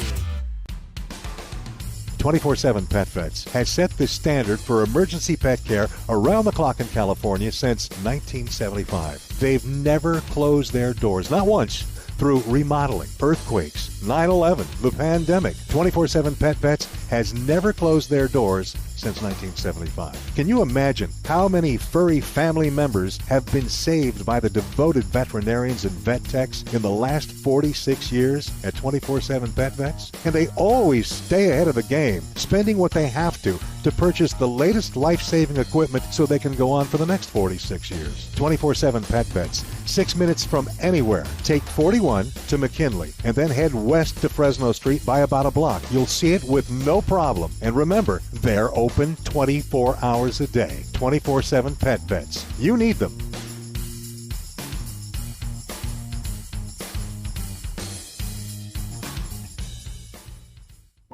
I'm Dr. Erica Pond with the California Department of Public Health. This winter, remember to protect yourself against COVID-19 and other winter viruses by getting your flu shot and COVID booster, testing for COVID if you feel sick, contacting your doctor about treatment if you test positive for COVID, and considering masking up in indoor public places. More tips at covid19.ca.gov. Brought to you by CDPH. Ad paid for by Anthem Tax Services. Attention! If you or your business is behind in filing your tax returns, or if you owe over $10,000 in back taxes to the IRS, please listen carefully. The IRS does not joke around and will not stop their collection efforts. If you're tired of the IRS letters, levies, liens, or wage garnishments and would like to get a fresh start, we can help. Due to the financial hardships in the country, the IRS is making it easier than ever to settle tax problems for those who owe more than $10,000. We can help settle your delinquent tax problems, end all collections, and may even reduce your back taxes by up to 99%. Even if you can't afford to pay your back taxes, you can still get the help you need. We've helped thousands of taxpayers just like you, but you must call 800-793-1525 today to stop your tax problem from getting worse. The information is free and the help is real. Call 800-793-1525. That's 800-793-1525. Again, 800-793-1525. You have many financial goals. You want to buy or pay off your house. You need to replace your car. You want to pay for a wedding, send your kids to college, travel the world, and one day retire. But how? The Afford Anything podcast explains the economy and the market, detailing how to make wise choices on the way you spend and invest. Afford Anything is not a podcast that tells you what to do. It's a podcast that teaches you how to be better at thinking for yourself. Make smarter choices and build a better life. Afford Anything, wherever you listen. News Talk 580, 105.9 KMJ. Philip Teresi on your afternoon drive. Back to live action after a nice long break. Thank you guys for sticking around. My guest in the studio this hour, attorney Mark Capitan. Yep. And Saturday, hey, come on. Yeah. I'm gonna start being the radio guy. Saturdays at noon, the Mark Capitan show. John Zanoni, our new sheriff's going to be up this week. So is that your guest this week? Yeah. Good guy. Really good guy. Hey, by the way, did you watch Margaret Mims signing off? I caught Sheriff Mims. If you're out there, I've known you for a long time. I was in tears. I was dying. Yeah. I was dying. Yeah, it was. First of all, I think that Sheriff Mims, I think that there's a real substantial argument to be made that of all of our electeds in this region, Sheriff Mims is the best amongst many peers and contemporaries. Yeah, she's the one that everybody loves. Yeah, I mean, really, she did. She was hardworking. She made some national news. I didn't always agree with the politics on certain things, but she was everything that you want in your law enforcement leader. She went out and she did the job. This wasn't a professional administrator. This was a cop who kept getting promoted because she was such a good cop. And she never lost that part about being a cop, but that the incredible compassion that she brought into the job was, I mean, look, like I said, we're lucky. We've got some great folks heading up our agencies around here. Yeah. But she just, every time I talked to her, I came away feeling better about the world. Well, they do this neat thing where basically they sign off for the final time on their dispatch. And the dispatcher then gives a history of the sheriff. And the amount of positions that she held at that, it went on and on and on. But the thing that really got me, Sheriff, is at the very end, you mustered up as best you can to speak to your people, and you had a very simple message, and that was do right by the people of your county. And I was like, oh, how nice is that she goes back to the core element of being a police officer, and that is to serve and protect your county and do right by them. And I thought that was real sweet. Yeah, I'm happy that she gets to go and enjoy her retirement. Yeah. I'm sorry she's out of the job. But now that you've talked with Sheriff Zanoni, you know we've got a good man who is stepping up to take that job. But man, those are big shoes to fill. Yeah, yeah. Look, which is funny because I'm getting choked up right now thinking about Mims. Oh boy. So, by the way, we will have that audio for you guys a little bit later. I've got that final sign off. If you haven't heard it yet, it is the accolades that are heaped on her by dispatch. You don't remember everything Sheriff Mims did. Yeah. And she did a lot for Fresno County. Yeah. So, yeah, I didn't know you were going to have it come up. It's neat at the very end, too. You could play maybe just a slight portion of it, but you can't figure out what's going on at the end because she finally signs off, and then you hear all the microphone going click, click, chick, chick, chick, chick, like this. And it's just all the officers out there in the field basically saying ditto, ditto, ditto, and good luck, basically. It was almost a full minute of kiosk. Oh yeah. Yeah, it's something. Well, I'll have it for you guys a little bit later, but it's just a neat piece of audio. And a perfect sign off for somebody who was just a damn good sheriff through the entire career. Now, we were talking about insanity defenses here in California, and this all comes back to this Brian Kohberger, the suspect now in custody, accused of 4 homicides in Moscow, Idaho. 3 girls who cohabitated in this off-campus house, plus 1 boyfriend. 2 people were in the house at the time of the murder. They say they didn't hear anything. Yeah, man, that's wild. I keep trying to throw myself back to when I was 21, 22 years old and going out and partying and the stuff that I slept through. And so I just granting some grace for college kids being college kids. I can't imagine that you would lie about something like that. No, and I don't think they did. In fact, I wasn't one of the victims right in the next bed as the other victim. Yeah. And didn't hear. So the question I have, and we're going to get to the insanity defense. We're going to travel all the way to Idaho, and I'll tell you about all that. But what is fascinating, you hate to say fascinating on such a horrific case, but what's fascinating about the alleged suspect in this thing is he had a research project that he asked ex-cons how to map out, to basically ask them how they committed their crimes.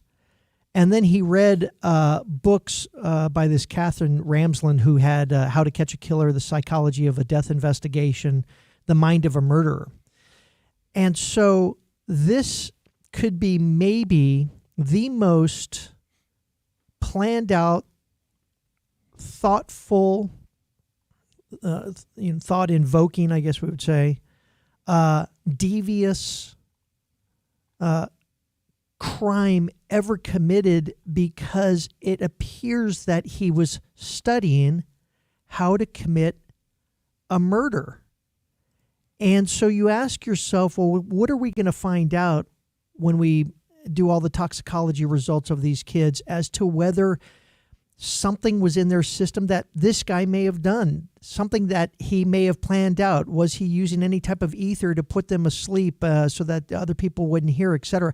I don't know. It's very, very strange that no one in the house heard, but it is a common element of this thing that no one seemed to hear anything, and he got away with killing 4 people in one house, and not just by a very violent way, by stabbings.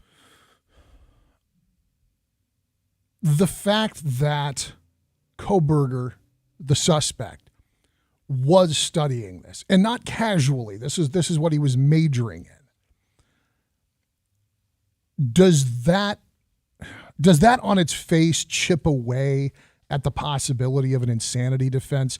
Just the fact of premeditation? Right. So let's get into Idaho. Idaho does not have an insanity defense. Under their laws, if you have been convicted of a crime that is a product of a mental condition, you're still committed to the Board of Corrections. What they did, and there's a caveat. Basically, I'm going to have to modify that because I dug deep down in my research, and lucky I found it. All the laws and all the research says that there is no insanity defense. What they do is they make a determination as to whether the person is currently mentally stable, as we do too, competent, as we say, to stand trial. So a person can be insane at the time that they're going through their trial, or mentally incompetent, that they can't assist in their own defense and they can't assist their attorney in their own defense. And therefore, we can't put them up for a trial because they don't know what's going on. And we've had cases like this at Capitan Brothers. I remember one of our clients, it took 2 to 3 years at Atascadero before he was found mentally competent, and then he was brought back to engage in the trial, basically. And that was the law in Idaho.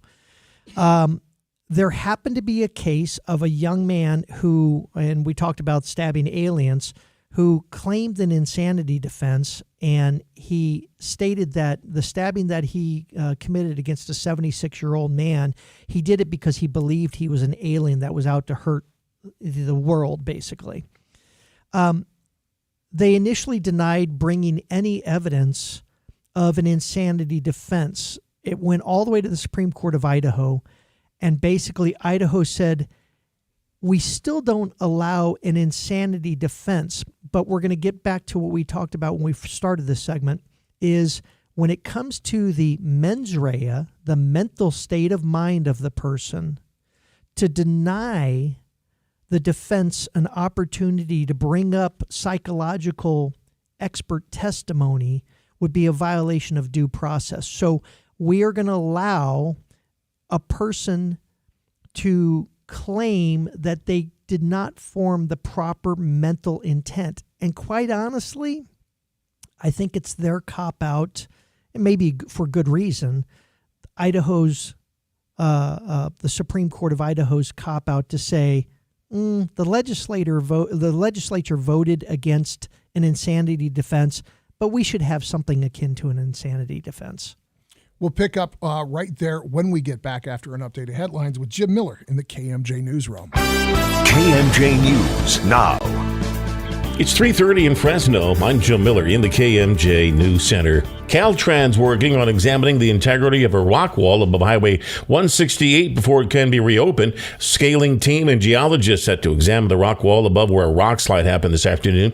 Inspection needs to be done before rocks can be cleared from the roadway. Caltrans urging drivers to postpone any trips to Shaver Lake due to the closure. Albury Road, which had been used as a detour following the 168 closure, also closed yesterday. There's no time estimate for when the highway will be reopened. Overcrowded hospitals caused the Fresno County Board of Supervisors to declare a state of emergency. KMJ's Liz Kern has the details. The Fresno County Board of Supervisors said a lack of beds at local hospitals caused them to declare the state of emergency. The closure of Madera Community Hospital last week adding to the problem, sending patients to area hospitals. Hospitals are also seeing staffing shortages.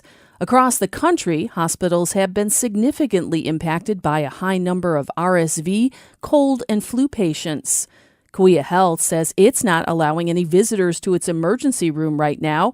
The hospital announcing that late Monday afternoon. Its ER experienced more patients as many doctors' offices were closed over New Year's. Liz Kern, KMJ News. 2 girls are injured after being hit by a vehicle last night. It happened about 7:45 at Fresno Street and Alluvial Avenue. 3 juveniles in a crosswalk, but didn't have the right-of-way when 2 of them struck by a car. An 11-year-old girl reported to be in critical condition. A 13-year-old girl with broken bones is in stable condition. Fresno police say the driver did remain on scene and has cooperated. Now the forecast from Fox 26's Jim Della Vega. It will be mostly cloudy today with a high reaching 58 degrees. The clouds will increase as we head into the evening with a 30% chance of seeing rain. Tonight's low will be 44 degrees. Heavier rain will return tomorrow, along with 10-mile-per-hour winds and gusts of 20 miles per hour.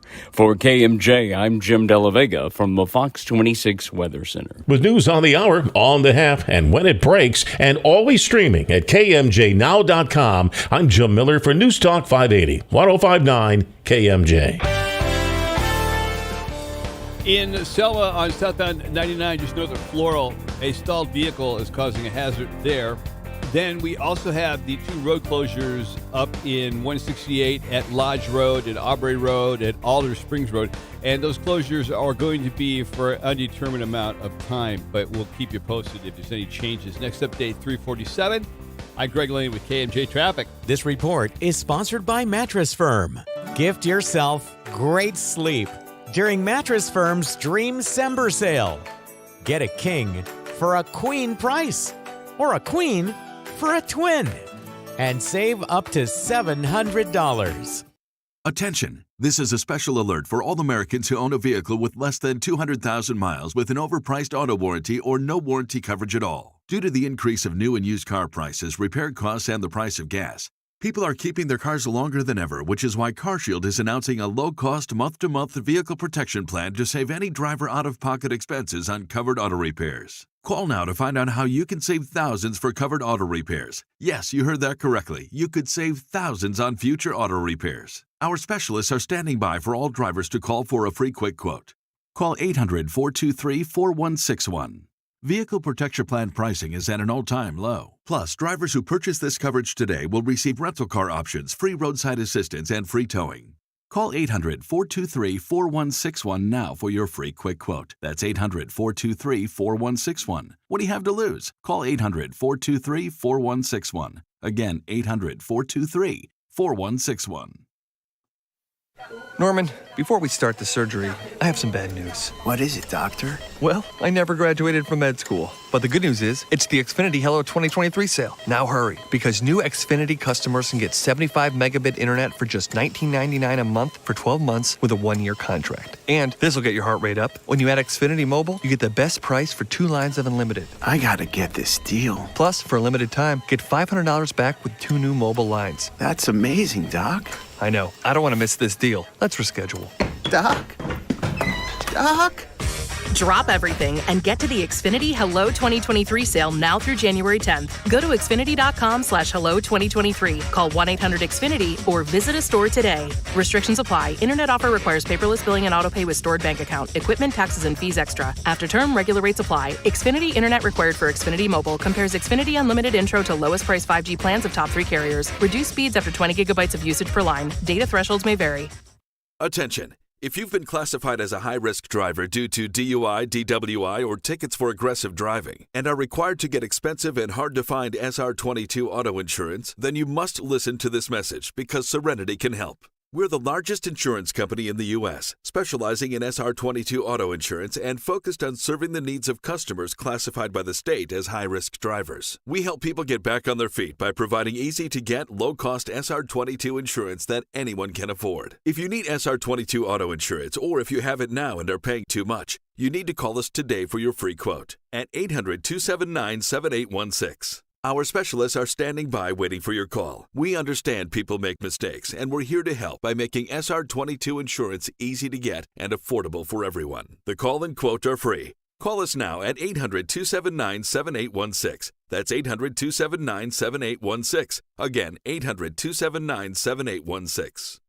This report is sponsored by Staples Stores. Staples has everything you need to get organized this year at amazing savings. Right now, get up to 50% off select folders, file cabinets, file boxes, and storage bins. In-store only offer ends $128. Make this year your year with Staples, the working and learning store. Samba to big-time winning. And fabulous fun. It's Chauncey Gold and the $650,000 Rio Carnival of Riches. Dance to win January 2nd through February 24th. Only at Chauncey Gold Resort and Casino.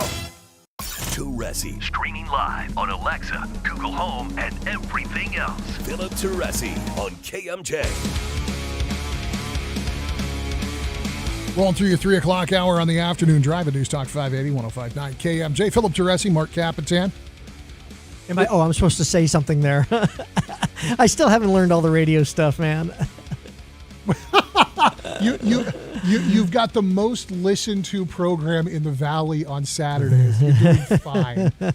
I'm solo though, man. So when you throw me one, what do you call that? A pass off? What do you call that? A pass? Yeah, a handoff. A handoff. I'm sorry, I fumbled. We all do. Especially the first day back after like 10 days of being away from work. I'm just glad I remember how to talk. I wasn't away. I worked on New Year's Day and New Year's Eve, so I was down at the office. I won't talk about it on the air, but sure. I have a extremely serious case that I think is wrongful. Has been wrongfully charged, and I'm hoping to do my best on this thing. So I. Not to give myself a pat on the back, but yes, I've been working all sorts of hours lately. Well, dipping off to that for a second, because I think it will be relevant talking about this 28-year-old who was arrested for this quadruple homicide. Yeah. Again, and I just reemphasize this so that if anybody thinks I have an inside track, it's clear I do not. Most of what I know about the courtroom and law as a practice or a way of making a living I got from watching TV. Most people, yeah. And Keanu Reeves movies, like most people. Keanu Reeves, well, that was... Okay. Hey, I'm trying to get him on my show, by the way. Oh, really? Hey, we talked to his people. They said he would love to do it. He was in the middle of a movie, and he played our club way back in the day when we had the Cadillac Club, and I met him years ago. And so speaking of that, if anybody knows Keanu, we want him on the show. Mark Capitan Show, Saturdays at noon. Thank you. And Mr. Reeves, if you're driving through the Valley, 490-5858. Your job, when somebody comes to you, they say, I have been arrested, I have been charged with a crime, I want to hire you as my attorney to defend me and hopefully keep me out of prison. Yeah. Do you insist that your client tell you...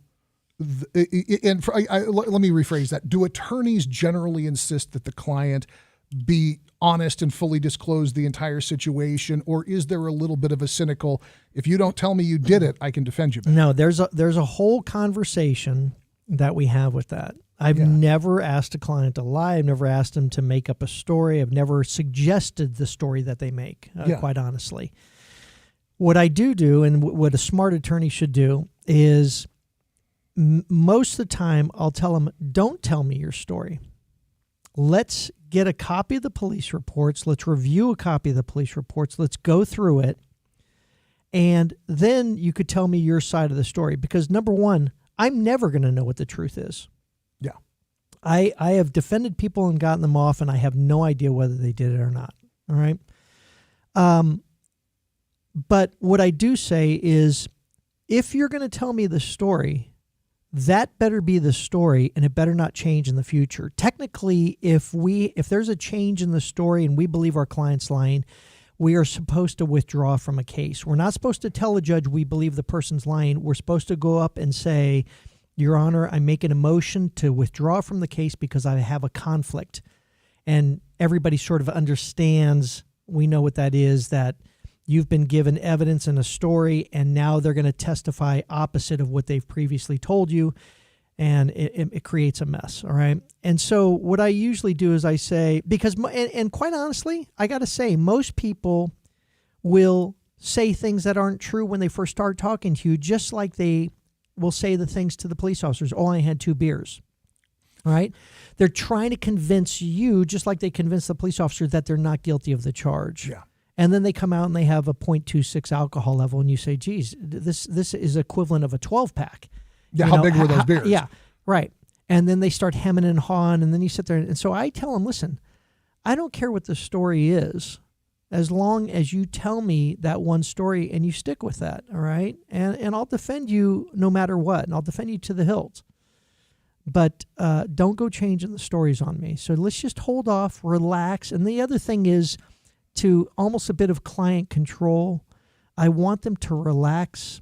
I want them to listen to the attorney, listen to the evidence, and not just start spouting off things. And I train them also that even before they've been charged with anything, hey, come into the office, let's have a conversation. Don't say anything right now, because I want to train you that if a police officer comes up, you don't immediately just start talking and saying things, the first things out of your mouth. So yeah, that's part of it. Now, in the case of the suspect in the quadruple homicide in Moscow, Idaho, authorities used DNA to track him and his vehicle that was also placed at the scene of the crime. He's now being held. He's wearing the big wraparound suicide vest. He doesn't have normal people clothes anymore. And there is this, at least as Fox News would have it, there is now this hedging into this insanity defense. But this guy extensively studied this kind of crime. When we were in the break, you brought up a famous person who was engaged in their own defense, Ted Bundy. Yeah, Ted Bundy, yeah. And while this 28-year-old does not have Bundy's body count, so to speak, not to make light of it. Right. We don't know yet. Is a person who goes and does something like this in a very deliberate way, are they cutting off their own ability to say, oh no, I was whoop, whoop, whoop down the street crazy? What's interesting, and you brought up something that, I don't always think of because, psychology and your two court cases is, being a psychopath is not a defense. It's not an insanity defense necessarily. Okay.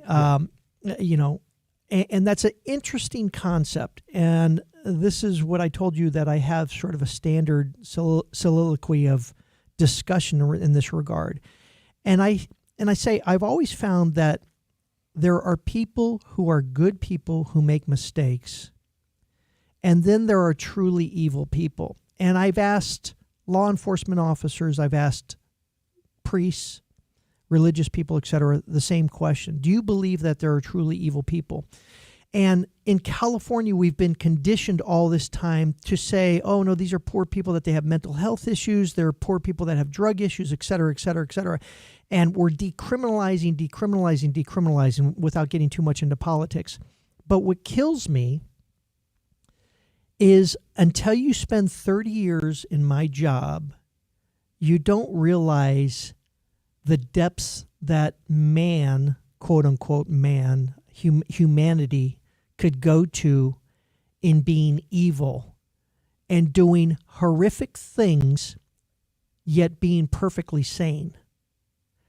And I think what's interesting when you talk about a Ted Bundy, who I even commented his last appearance in court, the judge said, it's too bad, son. He had this country accent. It's too bad, son. You would have made a fine attorney. And everybody got upset at the judge about it. But quite honestly, we can, as attorneys, make that dividing line. We could sit there and go, geez, this guy's a really intelligent, smart guy. He functioned completely in society. He had a great personality by all accounts.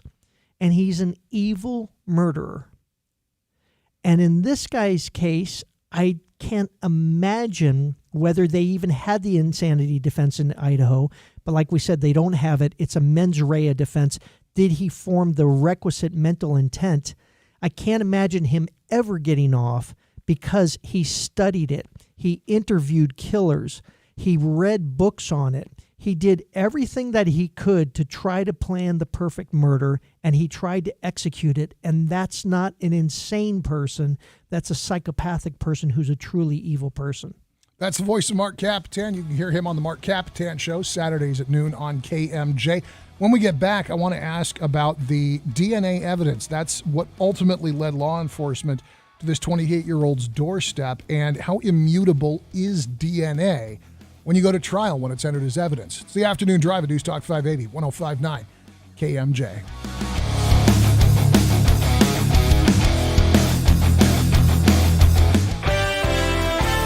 In Fresno on northbound 99, north of the 180, we have an unknown hazard in the roadway right now. On northbound 41 at McKinley, an animal hazard being reported there, but no details. And then in Hanford on State Route 43, north of Denver, there is a disabled vehicle that is causing a hazard at that location. Our next update is at 4:03. I'm Greg Lane with KMJ Traffic. This report is sponsored by Lowe's. Save big store-wide at the Truckload event at Lowe's, happening now. For a limited time, get up to 50% off select tools and accessories. Shop the event in-store or online today. Valid 12/29 through 1/25 while supplies last. Selection varies by location. See Lowes.com for details. We always fix what you need fixed. Auto House of Clovis. Hey y'all, this is Gabe Navarro with a pro tip from Auto House of Clovis. Your vehicle is one of your biggest investments and one of the few items you need to be able to depend on. Your vehicle has been there for you through thick and thin, and we intend to keep it that way. We know times are a little uncertain these days, but our commitment to quality, reliable service is always guaranteed. At Auto House of Clovis, we aim to make the not-so-enjoyable process of automotive repair as easy as possible, so your only worry is what to make for dinner. Give our team a call at 559-292-2028. And if you're looking to join Daryl and his team, we're taking applications for technician positions of all skills and interests. We always fix what you need fixed. Auto House of Clovis. Do you have 3 ex-wives and your current trophy wife wants a life insurance policy 3 times the size of the policies you had to purchase for your previous mistakes?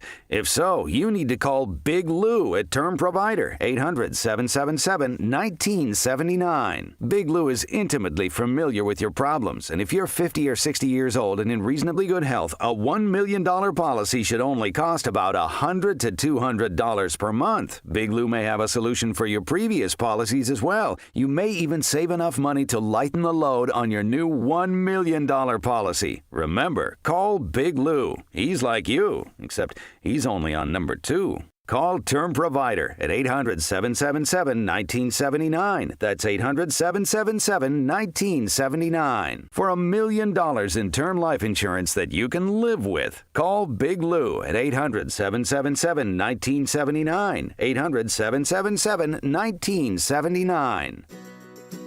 Hi, I'm Jeremy. And I'm Ben. Choosing the best mattress can be difficult, but one company has made it easy: Clovis Mattress. We've created a simple lineup of mattresses to suit all budgets and, more importantly, all sleeping styles. But the best part is, all our mattresses are made right here in the Central Valley. We still use traditional techniques and the finest materials, but now every mattress we sell directly benefits the local community. But that's not the only difference. At Clovis Mattress, we are open by appointment only. Why?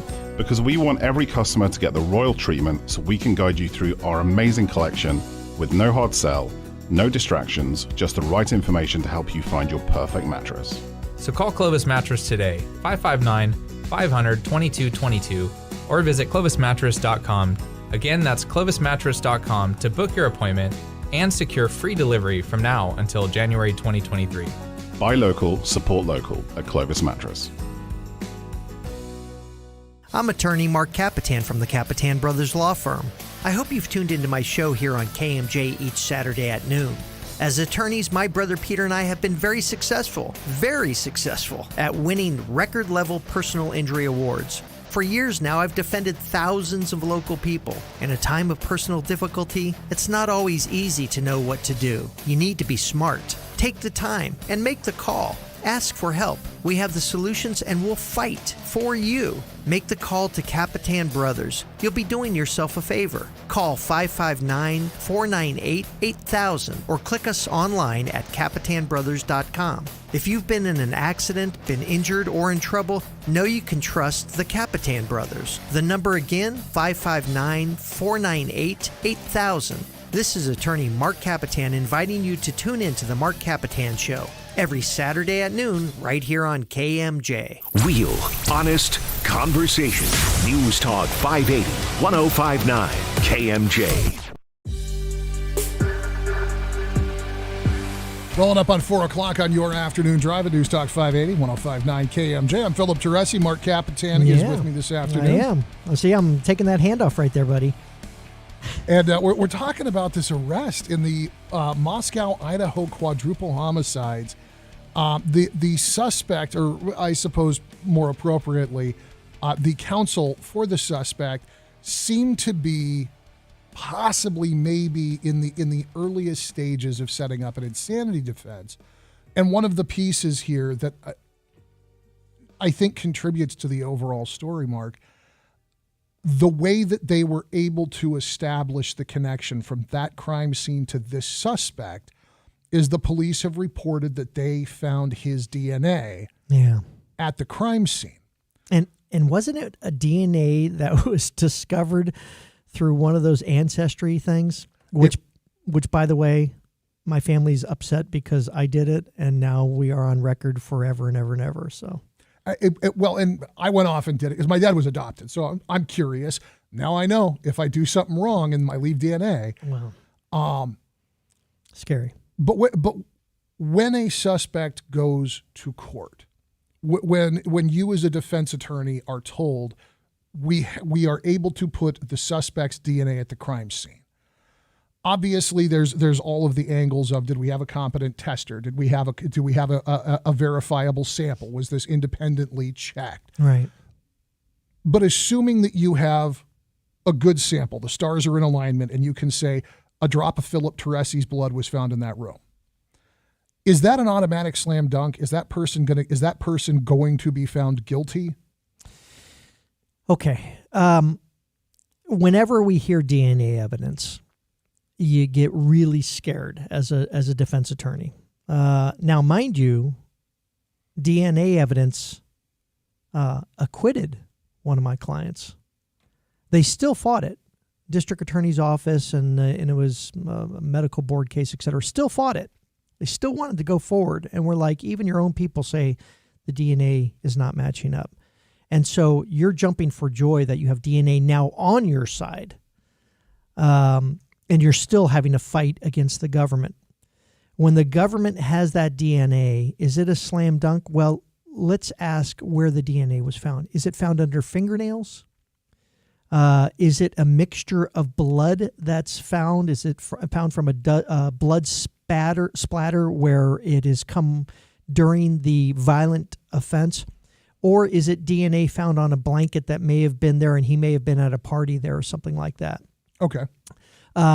When they're talking DNA evidence like this, it's the likelihood is that they swabbed several areas and maybe even took fingernail scrapings and stuff like that. So that's what I'm assuming the government has, but time will tell. Is it a slam dunk? Well, it's the closest thing you have to truth detection, basically. That's a tough one to get past. Okay, that's Mark Capitan, host of the Mark Capitan Show, Saturdays at noon on KMJ. When we get back, a little bit more on what has been found with this suspect, and as a defense attorney, does this look like this guy's in trouble? Did they get the right guy? We'll talk with Mark Capitan after an update of headlines with Jim Miller on the afternoon drive on KMJ. Missed part of the show? Get the Afternoon Drive podcast at KMJNow.com or by searching KMJ's Afternoon Drive in TuneIn Radio or Google Podcasts. Norman, before we start the surgery, I have some bad news. What is it, doctor? Well, I never graduated from med school. But the good news is, it's the Xfinity Hello 2023 sale. Now hurry, because new Xfinity customers can get 75 megabit internet for just $19.99 a month for 12 months with a 1-year contract. And this will get your heart rate up. When you add Xfinity Mobile, you get the best price for 2 lines of unlimited. I gotta get this deal. Plus, for a limited time, get $500 back with 2 new mobile lines. That's amazing, Doc. I know. I don't want to miss this deal. Let's reschedule. Doc? Doc? Drop everything and get to the Xfinity Hello 2023 sale now through January 10th. Go to Xfinity.com/Hello2023. Call 1-800-XFINITY or visit a store today. Restrictions apply. Internet offer requires paperless billing and autopay with stored bank account. Equipment, taxes, and fees extra. After term, regular rates apply. Xfinity Internet required for Xfinity Mobile. Compares Xfinity Unlimited Intro to lowest price 5G plans of top 3 carriers. Reduced speeds after 20 gigabytes of usage per line. Data thresholds may vary. Did you know the best time of year to buy a car is December through mid-January? It's true. Most people don't realize that Central Valley dealerships are wheeling and dealing at the end of the year. We know you've been wanting a new vehicle, and now is the best time to act. So visit your local Central Valley auto dealer this week and check out their inventory right now. They're ready and able to get you into that new vehicle you've been wanting, just in time for the new year. Happy holidays from your local Central Valley auto dealers. Hi, everyone, and welcome. If you've been injured in an accident that was not your fault, listen up. We have legal professionals standing by to answer your questions for free. They'll tell you if you have a case and how much it's potentially worth. Call 800-843-4202 now. I'm here with spokesman for the firm, John Wolf. So, John, tell everyone listening who should call in. Well, Maria, first off, thank you for having me here with you. We always enjoy answering the listeners' questions. Now, as far as who should call in, anyone who's been injured in an accident that was not your fault, give us a call right now. We have legal professionals standing by to answer your questions and tell you how much your case is potentially worth. Call 800-843-4202. Thanks, John. You heard it, folks. Take advantage of this opportunity and call now to speak with a live agent for free. Call 800-843-4202. Advertisement sponsored by Legal Help Center. May not be available in all states. Samba to big-time winning. And fabulous fun. It's Chauncey Gold and the $650,000 Rio Carnival of Riches. Dance to win January 2nd through February 24th. Only at Chauncey Gold Resort and Casino. The original KMJ, 580 AM, 105.9 FM, Fresno, a Cumulus media station. It's 4 o'clock in Fresno. I'm Jim Miller in the KMJ News Center. Fresno police have released the identity of the man killed when a bullet went through an apartment next to his. The victim identified as 53-year-old Victor Becerra. The homicide took place on January 2nd at an apartment in the 4100 block of North Blythe. Police have identified the suspect they believe was responsible for firing the bullet, but they're not releasing that information at this time as an active investigation is underway. Fresno PD says there will not be any additional information released at this time. Fresno County's first female sheriff officially logs off from her post as her successor is sworn in. This is how Fresno County Dispatch acknowledged the 42-year law enforcement career of Fresno County Sheriff Margaret Mims. Thank you for your dedicated service to the citizens of Fresno County. You have served the people, your department, and the law enforcement community with dignity, honor, and professionalism. And this is how the sheriff signed off from her post. I've had the honor and the privilege to have served with outstanding individuals, past and present. I remind you all to be worthy of the public trust. God bless you all and keep you safe. Her successor, John Zanoni, takes his oath of office during a public ceremony today in downtown Fresno. Ruth Michaels, KMJ News. Fresno police released the name of the victim of the first murder of the year. 30-year-old Stephen Montano was shot just after 5 o'clock on Sunday. Officers were spotted regarding a shooting victim at the Parks at Fig Garden on the 4000 block of North Fruit Avenue. Montano was immediately transported to CRMC. However, he died shortly thereafter. Detectives have determined that Montano was confronted in the apartment complex parking lot by a Hispanic male. They are still working to positively identify him. Detectives asking for the public's help with any information leading to the suspect's identity. A family of 4 is lucky to be alive after their car went over an ocean known as Devil's Slide in California. Fox's Claudia Cowan reports from San Francisco. 2 adults and 2 children aged 4 and 9 are recovering after their car veered off a treacherous stretch of Highway 1 near San Francisco and plunged more than 250 feet onto the rocky shore below. First responders rappelled down from helicopters to get to the victims trapped inside the mangled wreckage. Incident Commander Bryden Pottinger says all 4 were alert and conscious. This was nothing short of a miracle today that they survived. Police are investigating why the car, a Tesla, veered off the road. They say they don't believe it was operating in autopilot or full self-driving mode at the time. And despite bad weather, they don't think road conditions were a factor either. In San Francisco, Claudia Cowan, Fox News. Now the forecast from Fox 26's Jim De La Vega. It will be mostly cloudy today with the high reaching 58 degrees. The clouds will increase as we head into the evening with a 30% chance of seeing rain. Tonight's low will be 44 degrees.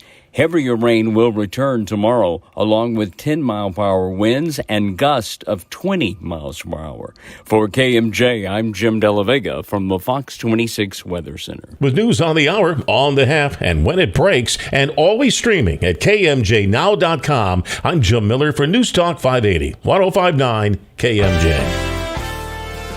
Thanks, Jim. On westbound 180, the connector to eastbound 168. Look for a slowdown. We've got some police activity there, so look for some possible delays there.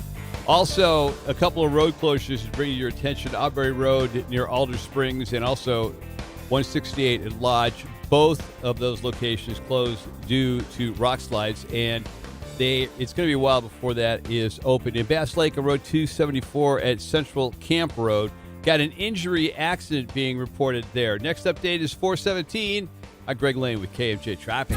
NEM 3.0 is on the horizon, and change is coming. Call Solar Negotiators today to find out how you can lock in your savings under California's current solar policy. Speak with a consultant today to get pre-qualified for a zero-down, low-interest rate loan and go 18 months with no payments. Go solar with confidence through Solar Negotiators, your lifetime energy partner. To learn more about NEM 3.0 or to get a free quote, visit solarnegotiators.com. Samba to big-time winning. And fabulous fun. It's Chauncey Gold and the $650,000 Rio Carnival of Riches. Dance to win January 2nd through February 24th. Only at Chauncey Gold Resort and Casino. Teresi tackles Fresno and California issues every day. Philip Teresi on News Talk 580, 105.9 KMJ. It's 4:05 on your afternoon drive. Philip Teresi. Mark Capitan is here. You can hear him Saturdays at noon on KMJ. Thanks, Phillips. Thanks for the plugs there. Now, is it still the Capitan Brothers show, or no, is it now is just not. the Mark Capitan show? When your brother decided on the first day that I don't want to be part of a show, you stick with the Capitan Brothers, or what was it called? Brothers-in-Law originally, and then finally I was just like, well, this is hopeless.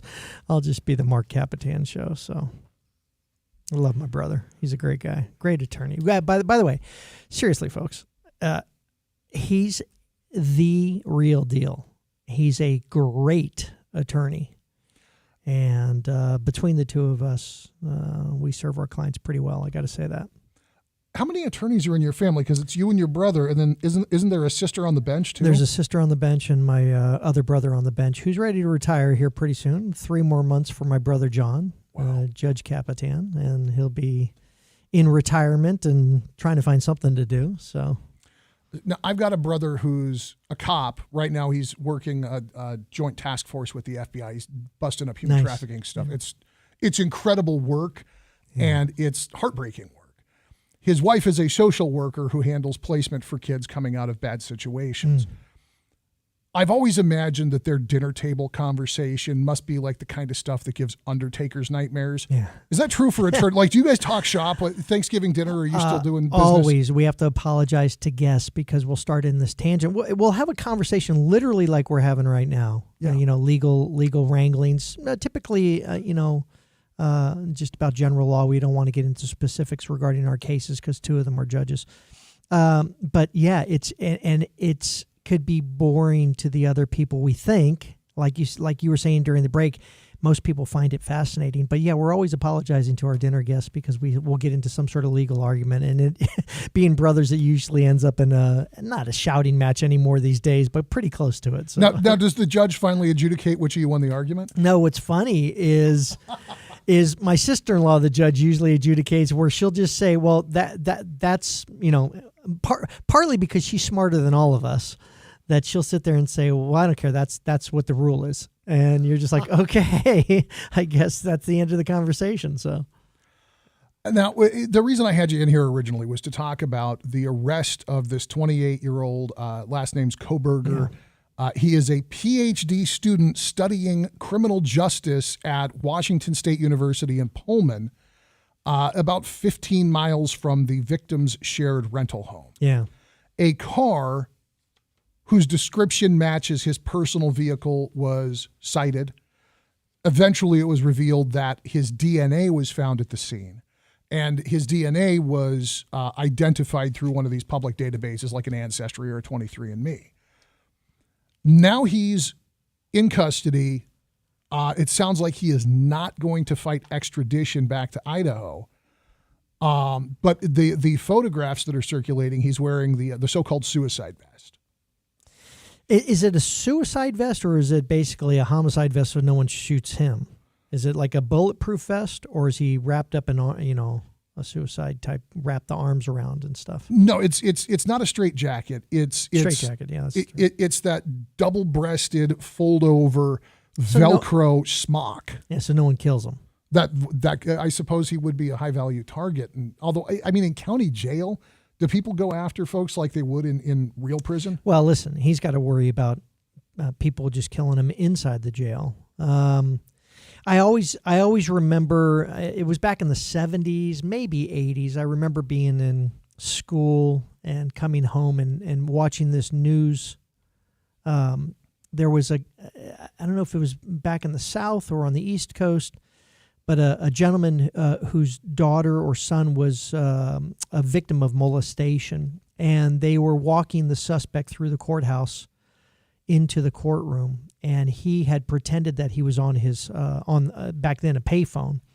He pretended, and you could see him in the background on a payphone, and then he just turns around and he shoots and he kills the suspect.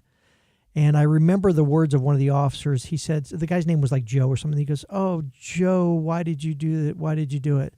And he basically handed the guy the gun, and he said, "I'm done here. I did what I had to do."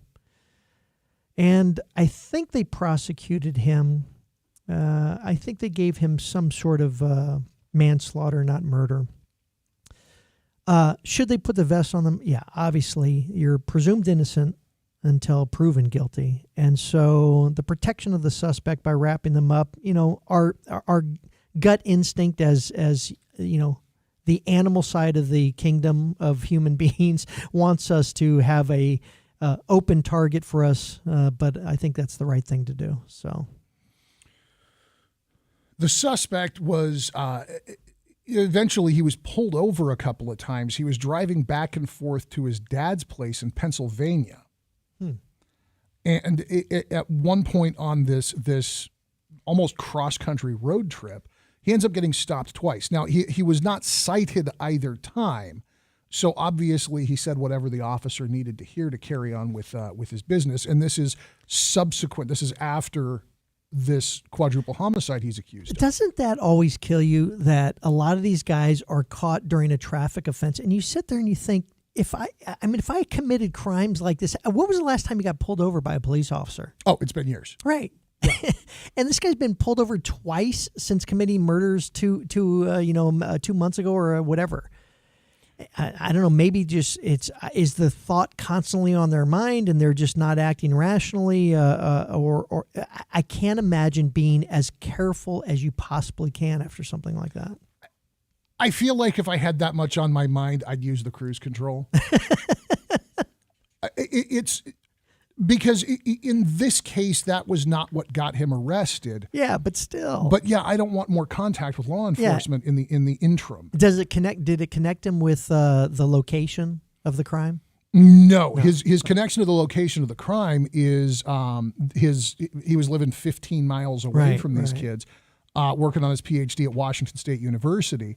But he had gone back to I think Lee County in Pennsylvania, where his dad was. Now the sad story of Gabby Petito and her boyfriend Brian Laundrie. And Laundrie going back to his folks' place and then eventually sneaking off and committing suicide. Is dad exposed if this 28-year-old says, well, my dad knew I was on the run?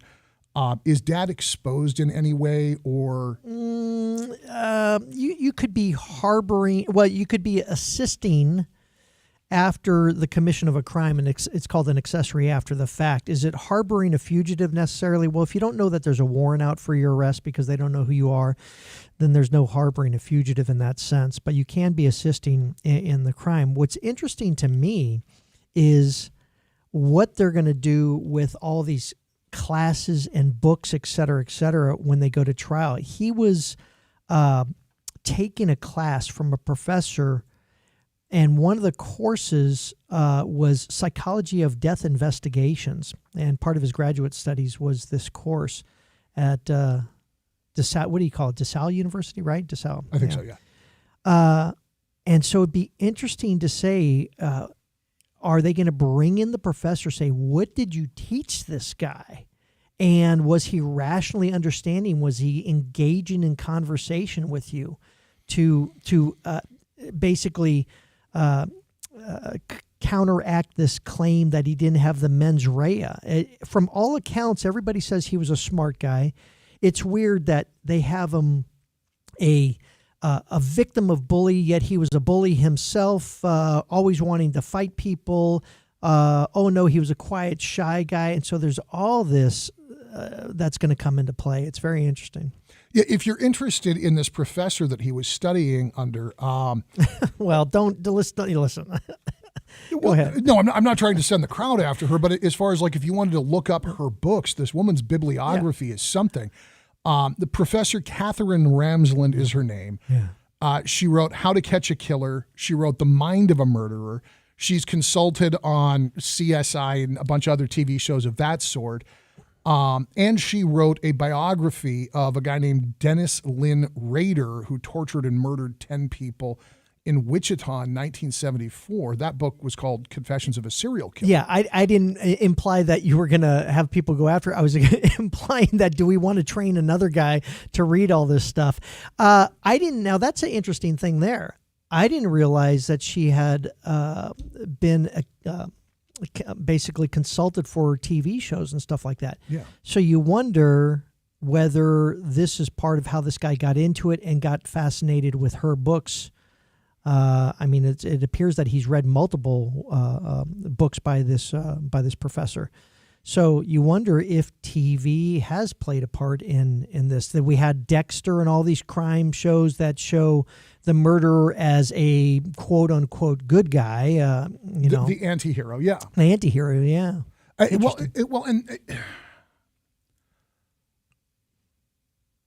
For the cup of coffee that I spent in college studying psychology, the abnormal psychology was always much more interesting than the everyday mundane. Let's diagnose depression. Sure. That there are people who are fascinated by that, and thank God for those folks. But it was always the weird stuff that got my eye. And I'm watching Dexter, and I'm watching CSI, and when I'm consuming this stuff. I don't have it in me to hurt somebody who's not trying to hurt me or my family. Gentle bear, yeah. I'm not that angry. I'm not that kind of angry. I got the Irish temper.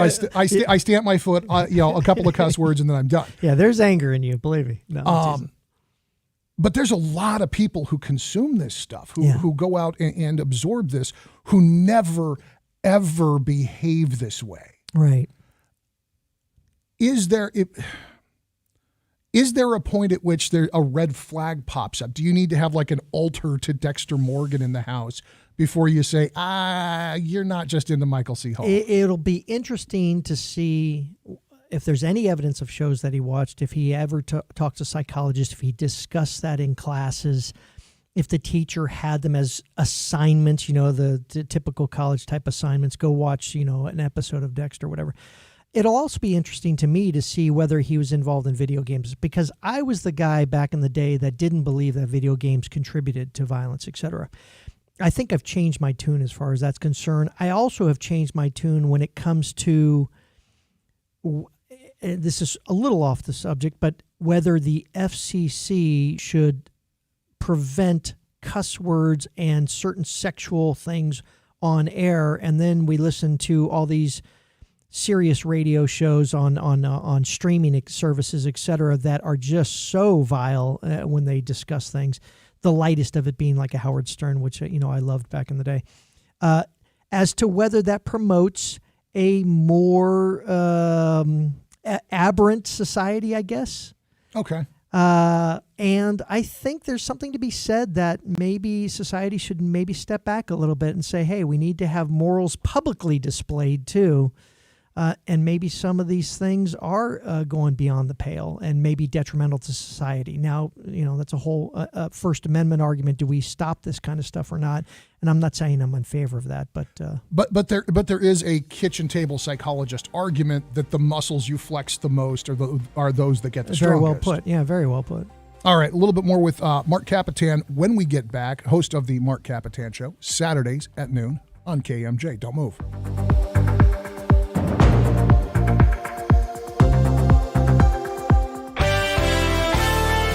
On westbound 180 to the connector of eastbound 168, some police activity is being wrapped up there, but there is a little bit of slowdown.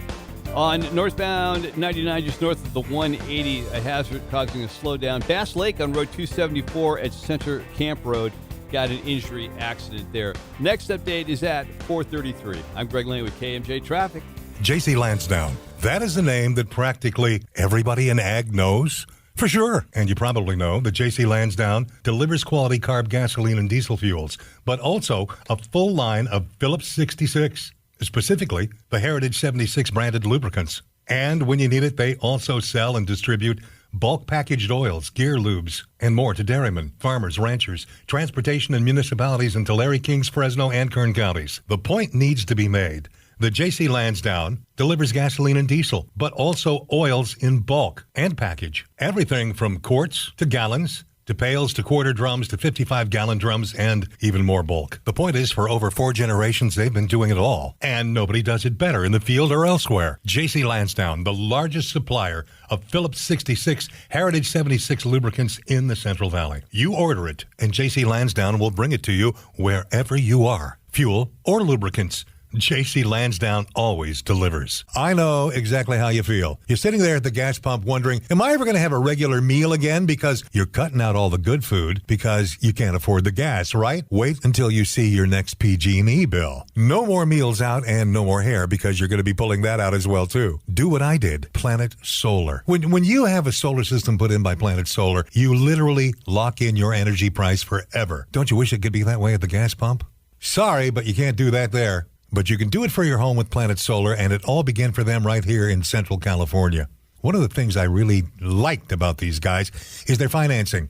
Don't let the rate hike scare you away from going with Planet Solar. And they are really quick and good and efficient on installation, and they have become masters at putting together a complete solar package with a solar battery. So you've got the juice when PG&E says, no, you don't need it because we're trying to conserve to save the world. Click planetsolar.com. Do that. Call them at 228-9245.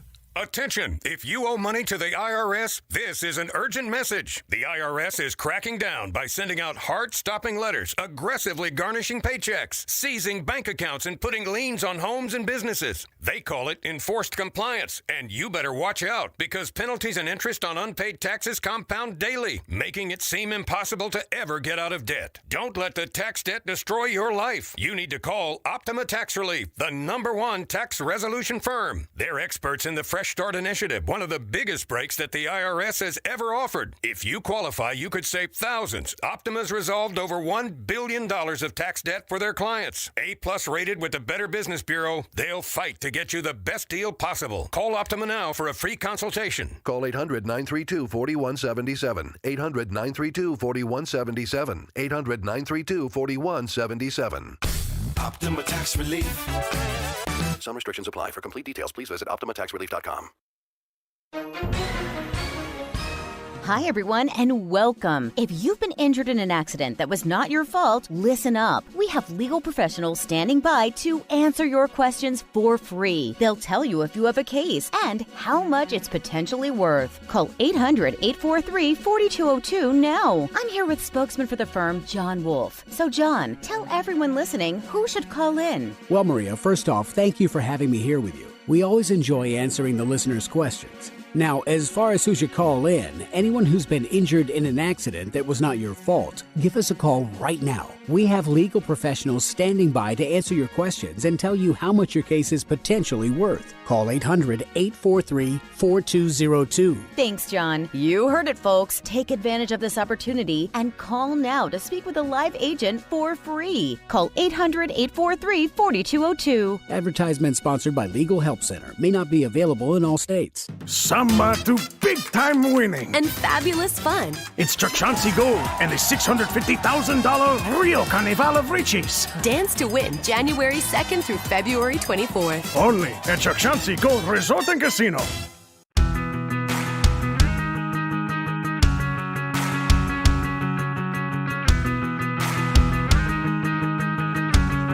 Rolling through your 4 o'clock hour on the afternoon drive. Philip Teresi and Mark Capitan. I'm here. And talking about this, this grad student has now been arrested for a quadruple homicide in Moscow, Idaho.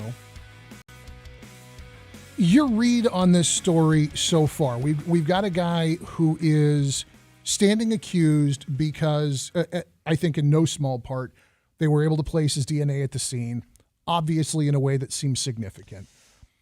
They were able to place a vehicle that looks very much like his at the scene. Yeah. That seems to confirm that DNA evidence, depending upon the context of the DNA. Because again, we found a blood drip on the sidewalk outside. Well, maybe he broke his nose at a party. Versus we found skin under one of the victim's fingernails. Well, that's a very different situation. He studied under Professor Ramsland, was fascinated by all of this kind of forensic psychology and criminal psychology, and even conducted a study seeking insight into the mental state of people committing violent crimes. Now he's in handcuffs. Is this one of those cases that a sensible defense attorney says, golly, I've got an awful full docket. Let me get you some numbers. Does this look bad? Numbers as far as how much is going to charge him, or numbers as far as how many years the guy's facing? I mean, I was asked me a loaded question there. So. And forgive me because I'm not trying to paint attorneys with a broad brush here, and certainly not you. Yeah. But this looks bad, correct? Yeah. I mean, to the layperson, there's it looks no bad. private attorney, unless they're looking for publicity. There's no private attorney that's going to be able to handle something like this for the amount of money that they should be charging. And I always tell people, you'll find someone cheaper than us, but you know, do you want to, this is your life basically. I was researching, and this is part of it, is this is a death penalty potentially. They reinstated the death penalty in Idaho in 1973. So it's certainly a death penalty case, which would go to basically the charges that a person could charge or an attorney should charge for something like this. So I can't imagine any private attorney being able to do this without wanting just pure publicity as far as that's concerned. Like I tell people, if you can't afford it, don't go on the cheap. There are great public defenders that I would love to represent me out there. You don't get to choose. They usually have 50 cases a day when I have maybe 1, 2, 3. But there's people that are just so well trained, and they have in the public defender's office, and they have the support of investigators, et cetera, et cetera. So, will an attorney, a private practice attorney who, given the opportunity, they're in a position in their practice where they can afford to do something for publicity. I think of somebody like Gloria Allred, who all she does is high-profile, high-publicity cases. Will a defense attorney take something like this, understanding how bad it looks based on what we, the public, have seen so far, because they know it will get their name in the paper? Yeah, I mean, listen, Gloria Allred, you always see her at the beginning of the cases. Rarely do you see her during the middle of a trial of a case. And they're usually cases that don't go to trial. She usually passes it off, or someone comes in because she's doing it for the publicity to begin with, and then it gets passed off, is my belief as far as what I've seen on TV from her. What a person, people would say, why would you take a case like this because of the bad publicity? All news, I guess, is good news, is maybe the thing there. But when it comes to things like this, it would maybe be difficult to have the goodwill to get future clients after representing a guy like this. Most of our business from Capitan Brothers is word of mouth and referrals from private people that we've represented or other attorneys. And I can't imagine the public out there wanting to refer to somebody who may be handling a case like this in the future. But like I said, all publicity is good publicity. So this kind of case, because we aren't even near trial yet. This guy's at arraignment and stab vest still. Will a case like this, assuming that it unfolds the way that it appears to be so far, and again, I have my doubts about just how the mainstream media reports all of this stuff. But you see something, the Idaho murder suspect studied under an expert on the BTK killer. Very sensational, very salacious kind of headlines starting to erupt, in part because the guy was studying that sort of psychology. Do cases like this eventually get turned into lessons for future attorneys? Will you, as a defense attorney, go back and study this to understand what went right and what went wrong? Cases like this will test the Constitution many times when it comes to this issue of an insanity defense. It will be instructive. Like I got to say, even watching some of these publicized cases, O.J. Simpson, et cetera, especially the things that you don't want to do in a trial, but it can be instructive. We all know to say, if the glove don't fit, you must acquit type, little sort of sayings like that, because it's effective, maybe, I guess you could say. But no, maybe more constitutionally, if there are they're going to go so methodically through this case, and they're going to spend so much time trying to protect against an appeal.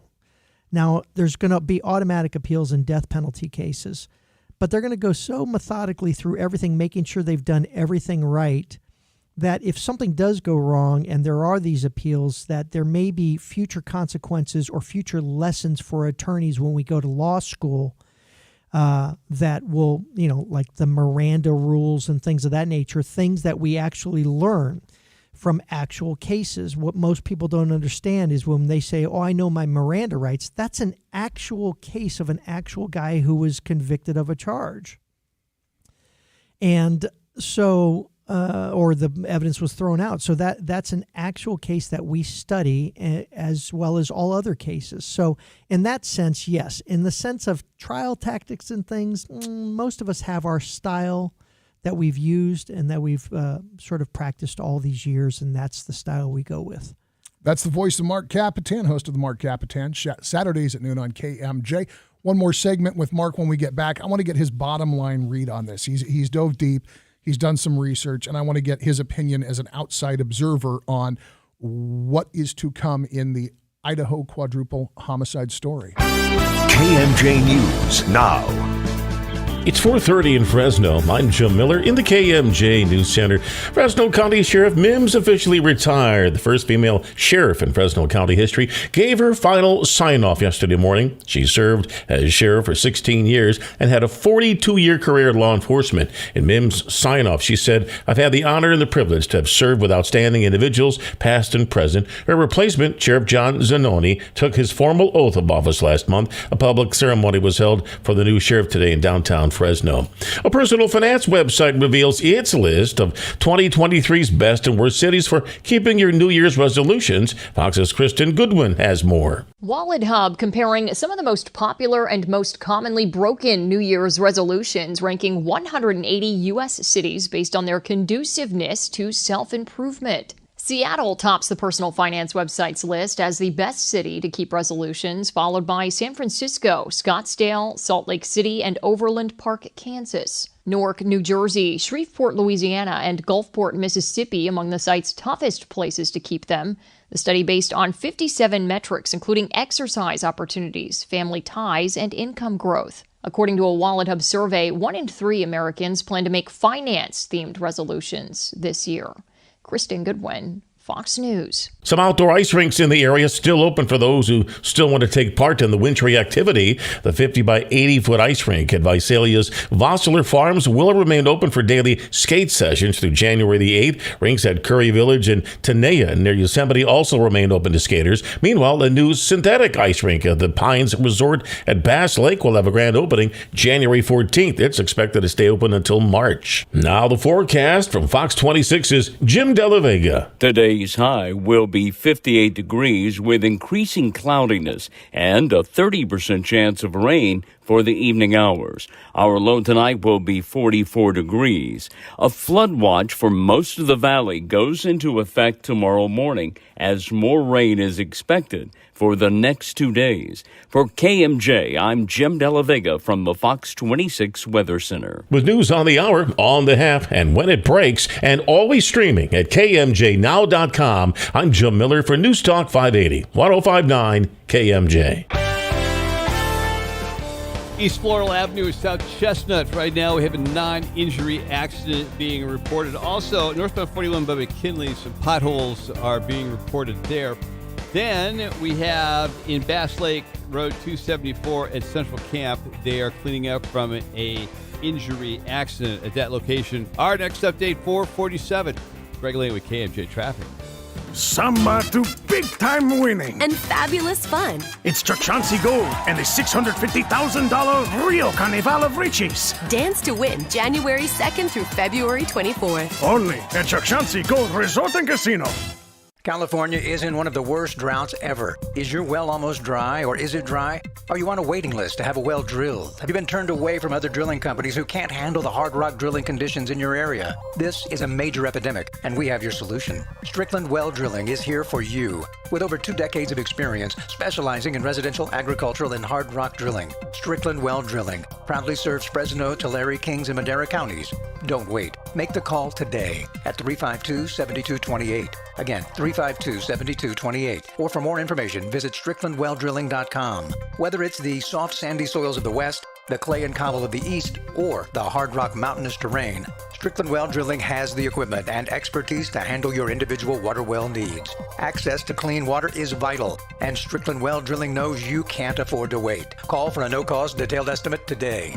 Strickland Well Drilling, dedicated to keep the valley flowing. Make the call today, 352-7228, or visit StricklandWellDrilling.com.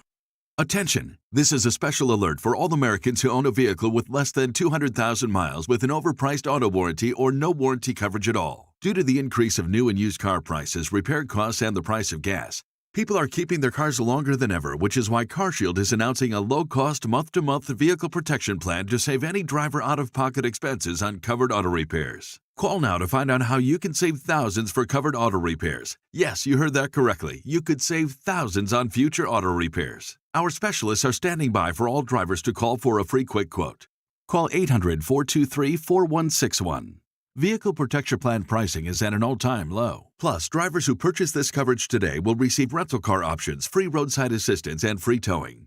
Call 800-423-4161 now for your free quick quote. That's 800-423-4161. What do you have to lose? Call 800-423-4161. Again, 800-423-4161. Lon Hanna here, talking cow care. The folks at Evans Feed know that this is a critical time of year to keep your cows healthy. If you're thinking about cutting back on your supplement programs, Mother Nature already has. Remember, it's up to you to help increase money in your calf check. Take care of your cows with Megalick Tubs by New Generation Supplements. You'll see improved performance, body condition, conception, and weaning weights, plus more disease resistance. So take care of your cows and they'll take care of you. See your Evans Feed Megalick distributor today in Madera, Chowchilla, and Porterville. This report is sponsored by Discover. We could talk about how complicated other banks make it to redeem credit card rewards. Or we could talk about how with Discover, you can redeem your rewards for cash in any amount at any time. Talk about amazing. Learn more at discover.com/redeem rewards. Terms apply. Starting May 7th, 2025, you'll need a federally accepted form of identification, like a Real ID, to fly within the United States and visit friends and extended family members on military bases. So why wait to give yourself these real benefits? Get your Real ID by starting the application online, uploading the correct documents, and make your appointment at the DMV to finish the process. By applying for a Real ID now, it's one less thing to worry about later. Visit realid.dmv.ca.gov today. 'Tis the season to get real, with more real opportunities to drive a new Mercedes-Benz this month at Mercedes-Benz of Fresno. Get real year-end closeout pricing on new 2022 Mercedes-Benz. This year, get what you really want at Mercedes-Benz of Fresno, Palm and Herndon. Your calls, your tweets, and your voice are welcome right now. You like to talk, so it shouldn't be a problem. The Valley's Afternoon Drive with Philip Teresi on News Talk 580 1059 KMJ. Roll through the 4 o'clock hour on your afternoon drive. A Tuesday afternoon. Don't forget, it's Tuesday. These 4-day work weeks always screw me up. I called it Monday for about 6 hours. Yeah, I like the time off, but again, like I said, patting myself on the back, I was there for a long day yesterday. That is the voice of Mark Capitan, host of the Mark Capitan Show, noon Saturdays on KMJ. We've been talking about this arrest in the Moscow, Idaho quadruple murders. And your bottom line read on this. I mean, we've talked a lot about the theory of insanity defenses. We've talked a lot about this guy's educational background. And as yet, no motive has really been declared. What's your read on this? Standing outside and looking at the evidence that's admittedly limited because it's what's being made available to the media. Well, number one, motive is not an element of the crime. Yeah. So we don't care what the motive is. But it is always a sort of an interesting aspect that is always included as part of showing the intent, the mental intent. What is going to be fascinating here is how much the prosecution is going to get into this. He is a studied killer. That his motive, if you want to call it, or his mental intent was, I'm going to take all my training and try to commit a perfect crime, because that's what it seems like was happening here. This is, to me, going to be one of the most fascinating murder cases there were. Ted Bundy, as we say, and many of the kids out there don't know who Ted Bundy was. It was just, it was the most famous case back in the day. He was a smart guy that went out and committed murders and may have had some sort of evidence of how he planned it or did things, but it was more spur of the moment type, or at least he saw a girl and decided that he wanted to follow her back to her house and commit a murder. Much more psychopathic just by his response. This is psychopathic in the sense that he educated himself maybe from an earlier age, or he had an interest through TV or whatever it may be, then educated himself, and then went out and planned it and committed these things. That's fascinating. That he educated himself. There is a psychologist and profiler named John Kelly who talked to Fox News. He said that if Kohlberger did commit these crimes, he made a series of key errors, especially for somebody with an education focused on criminology. I mean, does this just prove the guy's a D student? Is that all that really boils down to? And that's when you may get into, yes, he had the education, but was there a part of his mind, evil part, mentally insane part, that took over, and he's committing these offenses irrationally without mental, without a sane mind. And so that may be used as part of the defense. That there's two kids here. There's a guy who's a studied PhD, but the amount of training that he had, I can't imagine that they get past that. Because premeditation is part of it. Yeah. And you could say he didn't have the mind to do it at the time he's committing it, and therefore he's insane, and et cetera. But how do you defend that and use that as your argument when you spent years educating yourself on how to do this? Well, and I hate this comparison, but it for the sake of the argument, I hope you'll grant me the leeway here. Wouldn't one say the same sort of thing about a member of the law enforcement community who was accused of any crime? You've studied this, you understand how to do this, you understand what the investigators are going to be looking for. The fact that you did such a bad job of it is an indication that you were not in a normal mental state. Boy. And I guess we're talking about some of the police abuse cases that you have. Not doing a proper job in the midst of stressful situations. You may be trained on how to do this, and the fact that you didn't do the proper job is one thing that may show evidence of negligence. But there's a question of, when does negligence cross over to mens rea, purposeful intent?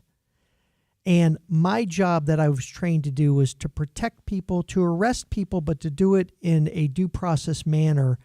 And if I didn't do that, then it could be considered negligence, but you have to go far beyond that to prove it was my actual intent to murder the person, and or that I was acting so irrationally and recklessly that I was indifferent to human life. And that's where they get manslaughter and things of that nature, where your reckless indifference to human life, maybe because you are so jaded through doing it over and over and over, that you forget your training, you don't care about the person, and therefore you're guilty of something akin to manslaughter or murder because of reckless indifference of human life. So that's a great question that you have there, that doesn't this work for police officers too? Well, obviously it sort of does, because we've already seen how many officers convicted of manslaughter charges. In Kohlberger's case, he's waived extradition, so he's on his way back to Idaho. What are the next steps for Kohlberger? It's going to be arraignment. It's going to be entering a pleading. It's going to be securing counsel. What does he have to look forward to in terms of process? Yeah. Once he gets back to Idaho. Many, many months, if not years, of preparing for the preliminary hearing eventually, and then trial. There's two types of judges. I just had a discussion with one of my clients today about it. I have a Monterey case. Nice judge that I've been dealing with, but old school, very strict judge. Preliminary hearing is going to happen in 30 days. Boom, we're done. You got to bring a lot of good cause if you're going to continue this, okay? And fortunately for my client, we found some good cause that we continued this case out, and we're working on a deal on it. In this case, the judge, again, does not want to commit anything that's going to be appealable So the judge is going to allow great leeway for them to do proper investigations, proper expert consultations, etc. So it's going to take years probably. If he's a quick judge, maybe a year to get to a preliminary hearing or a trial. But I can imagine this may go on for years before it's finally settled and done. And then he's going to have years of appeals if he is given the death penalty, obviously. And that brings us to that saying about the wheels of justice grinding slow but exceedingly fine. Yeah. It's all for the benefit of the defendant. People will complain, but when you're the defendant, I got to say, I have to explain it even to my clients. They want the wheels of justice to go very quickly. And what I say, you don't get it. The district attorney already has everything they need. It's a very easy questioning to say, officer, what did you do on such and such a date? I investigated this. I interviewed a witness. Okay, what did they say? They said this. What did they say next? They said this. What did they say next? They said this. To build a defense is very difficult, all right, especially in a case like this. So you're going to want to give me as much time as possible. I always tell my clients who are in jail, that's the hard part, is when they're in custody. I want you to give me this short period of time, even though it may be months up to a year or whatever, because I want to prevent you from doing a very long period of time. I understand. Mark, I appreciate the expertise and the insight, man. I love it. I love coming on with you. That is Mark Capitan, host of the Mark Capitan Show, noon Saturdays on KMJ. If you've missed any of his programs, head over to KMJnow.com. You'll find a whole bunch of them waiting for you in the podcast section.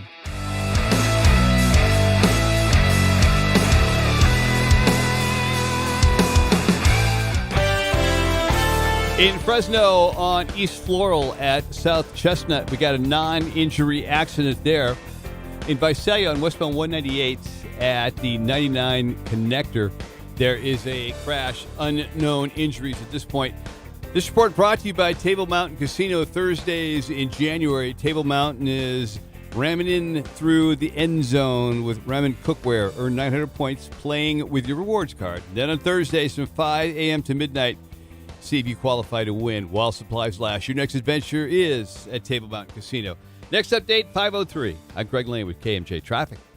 Hey there, it's Greg Lane. Do you realize that Roger Vogt has been serving the Central Valley for 40-plus years? They've created valuable relationships with their customers and is your dealership alternative for your Sprinter van services, repairs, and maintenance. And they are a full-service Sprinter facility and offer basic maintenance services and complete fluid exchanges. Other services are brakes, suspension, electrical, DX and CK engine lamp repairs, AC repairs, and complete emission DX repairs. And they've got 16 service bays, so it makes it really easy to get your Sprinter van serviced, repaired quickly, and a courtesy shuttle always available. Their ASC master level technicians are always up to date in the latest state-of-the-art diagnostic equipment to keep your Sprinter van on the move. If you need regular maintenance service or repairs of any type, call Rose Livano or John Herreras at 559-635-3288 and they'll get the job done for you. Online at performanceautoandair.com to schedule your appointment. Roger Vogt's Performance Auto Diesel and Air, one of the best things about living in Visalia. The ag industry is built on trust and relationships. Don York, KMJ Ag Director, sharing details about the Ag Center. The Ag Center was founded by farmers for farmers with the principle of no growers left behind.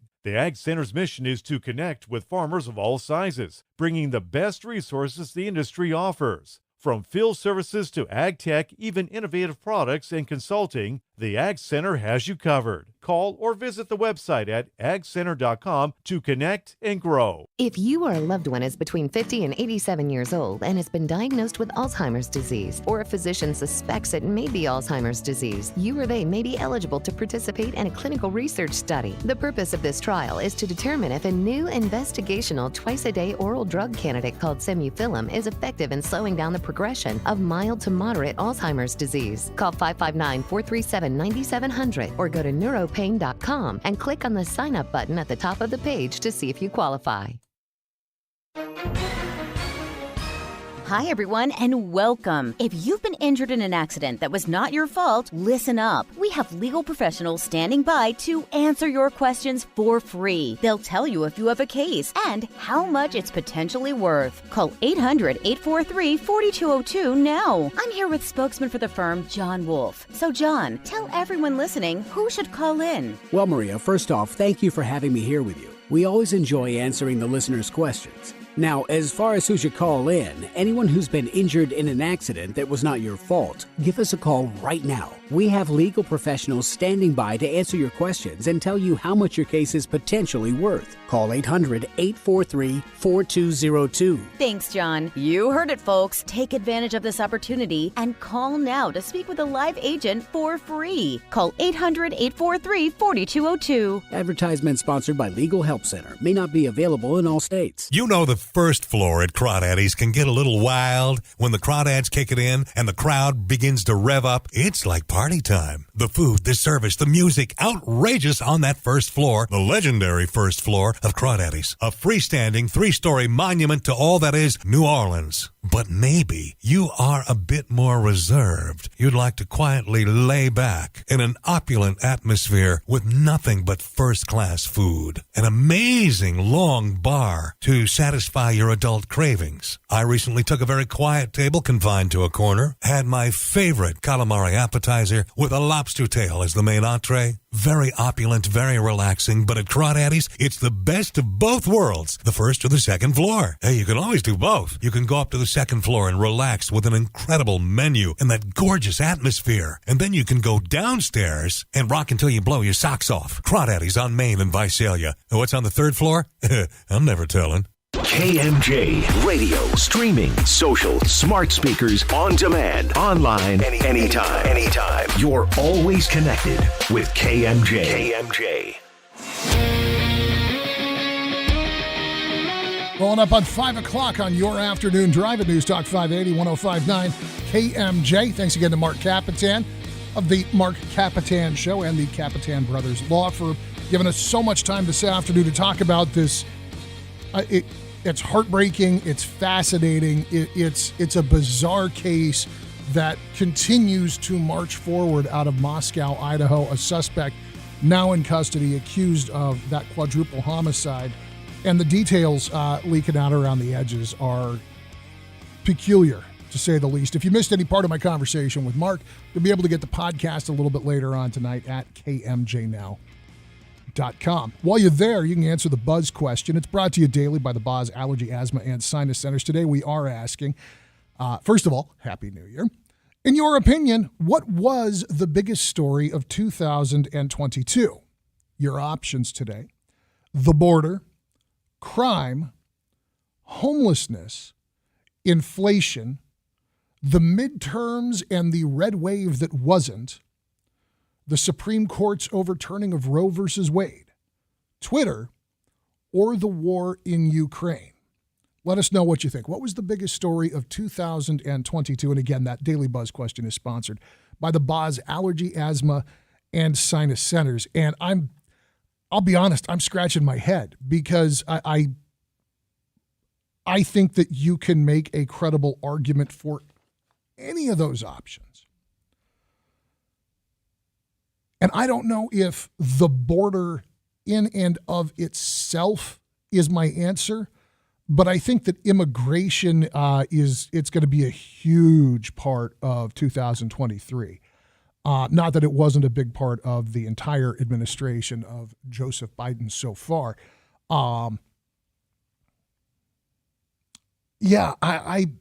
The lack of the red wave, I've given up trying to prognosticate political outcomes. I'm convinced at this point that anybody who tells you they know what is going to happen is lying and has a bridge to sell you. Twitter, I think it's great for clicks. I think it's great for water cooler chatter. And I don't think that it really matters to a majority of Americans. I don't think most of us live and die by social media. The war in Ukraine is a huge deal, and I think that it's going to matter a lot in a historical context. And I think that the outcome is going to matter tremendously to the people of the European Union and the folks in that Eastern Bloc. Roe versus Wade has been, it's been an easy hit to talk about over and over again. Inflation, homelessness, crime, all of that's a big deal. But we just got news that the Dry Tortugas National Park, about 70 miles west of Key West, this is, I think, if it's not the southernmost point in the United States, it's close. They had to shut the park down after 500 migrants started landing in the Florida Keys over the last several days. The sheriff is calling it a humanitarian crisis, and it's being spurred by economic turmoil, food shortages, and inflation in Cuba and other parts of the Caribbean. These people are here seeking refugee status. In addition to the mob that shut down this national park, another 160 migrants showed up in the Florida Keys just over the New Year's Day weekend. The processing on this, the human element of this is going to be a very, very big deal, not just for the migrants and not just for the people of Florida. I think that immigration, and not just the southern border, but I think immigration, if it wasn't the biggest story of 2022, I think that it's going to be a massive story as we continue to see the world economy on shaky footing in 2023.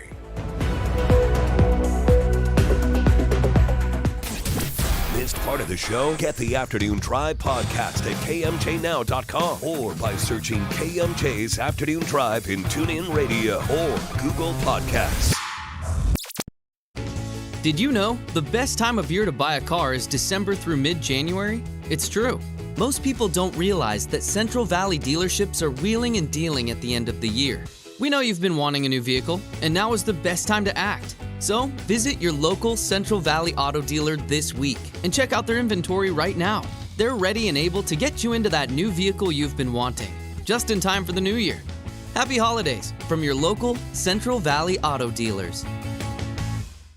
Ad paid for by Montreal Drugstore. Tired of paying outrageous prices for Viagra? Well, we have great news. Now you can finally get Viagra at huge discounts. PowerPill allows you to save up to $500 on Viagra. Why pay U.S. pharmacy prices of $15 per pill or more when you can get Viagra for less than $3 per pill? Call today and get 50 Viagra pills for only $99. This could cost as much as $600 at your local pharmacy. You can't afford not to call this if you want Viagra at the lowest prices. Never pay $15 a pill pharmacy prices again. Get Viagra for less than $3 per pill. Call 800-204-0017 today to save up to $500 and get 50 pills for just $99. PowerPill is fast, easy, and affordable. Operators are waiting at 800-204-0017 to take your call now. Call 800-204-0017. That's 800-204-0017. Again, 800-204-0017. Ad paid for by Anthem Tax Services. Attention! If you or your business is behind in filing your tax returns, or if you owe over $10,000 in back taxes to the IRS, please listen carefully. The IRS does not joke around and will not stop their collection efforts. If you're tired of the IRS letters, levies, liens, or wage garnishments and would like to get a fresh start, we can help. Due to the financial hardships in the country, the IRS is making it easier than ever to settle tax problems for those who owe more than $10,000. We can help settle your delinquent tax problems, end all collections, and may even reduce your back taxes by up to 99%. Even if you can't afford to pay your back taxes, you can still get the help you need. We've helped thousands of taxpayers just like you, but you must call 800-793-1525 today to stop your tax problem from getting worse. The information is free and the help is real. Call 800-793-1525. That's 800-793-1525. Again, 800-793-1525. As a California grower, you understand how essential water is to your crops. With Talatay by Valagro, you can increase crop water productivity. When applied to soil via irrigation, Talatay helps crops maximize water use by increasing the uptake of water and conserving water content inside plant tissue. Despite less than adequate water in the soil, crops can continue healthy growth and support high yields under water deficits. Visit valagrousa.com or call 559-287-7724 to learn more. Talatay, the value of every single drop. Samba to big-time winning. And fabulous fun. It's Chauncey Gold and the $650,000 Rio Carnival of Riches. Dance to win January 2nd through February 24th. Only at Chauncey Gold Resort and Casino. News Talk 580 AM 1059 FM KMJ Fresno, a Cumulus Media station. KMJ. It's 5 o'clock in Fresno. I'm Joe Miller in the KMJ News Center. State of emergency declared by the Fresno County Board of Supervisors. The declaration comes due to the lack of available hospital beds in the area. Madera Community Hospital closed earlier than scheduled last week. Patients at the hospital transferred to other area hospitals. Madera's closure happened at a time when hospitals being hit hard with a high number of COVID, RSV, and flu cases. Search continues for a pair of South Valley arson suspects who injured themselves setting a blaze in Kern County early yesterday. Arson investigators are now looking for two suspects after they were seen on video pouring gasoline onto a Bakersfield business.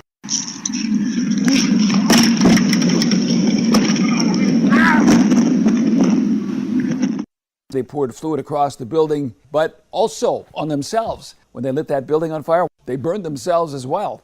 Kern County Fire Department says it responded to the fire and was able to knock it out before anyone else was hurt. The two arsonists have yet to be caught.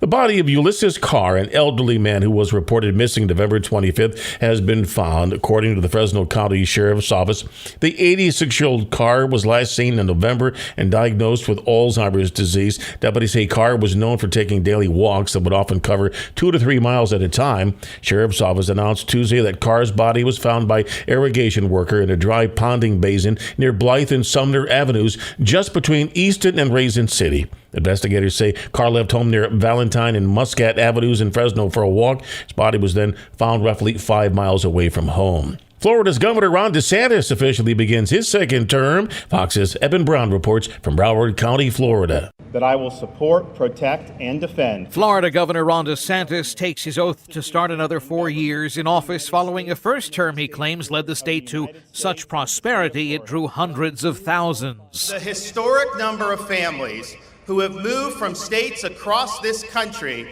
because they saw Florida as the land of liberty and the land of sanity. In Tallahassee, outside Florida's historic Capitol building, DeSantis adds his second term will focus on tax cuts and more family protections. We will defend our children against those who seek to rob them of their innocence. In Broward County, Florida, Eben Brown, Fox News.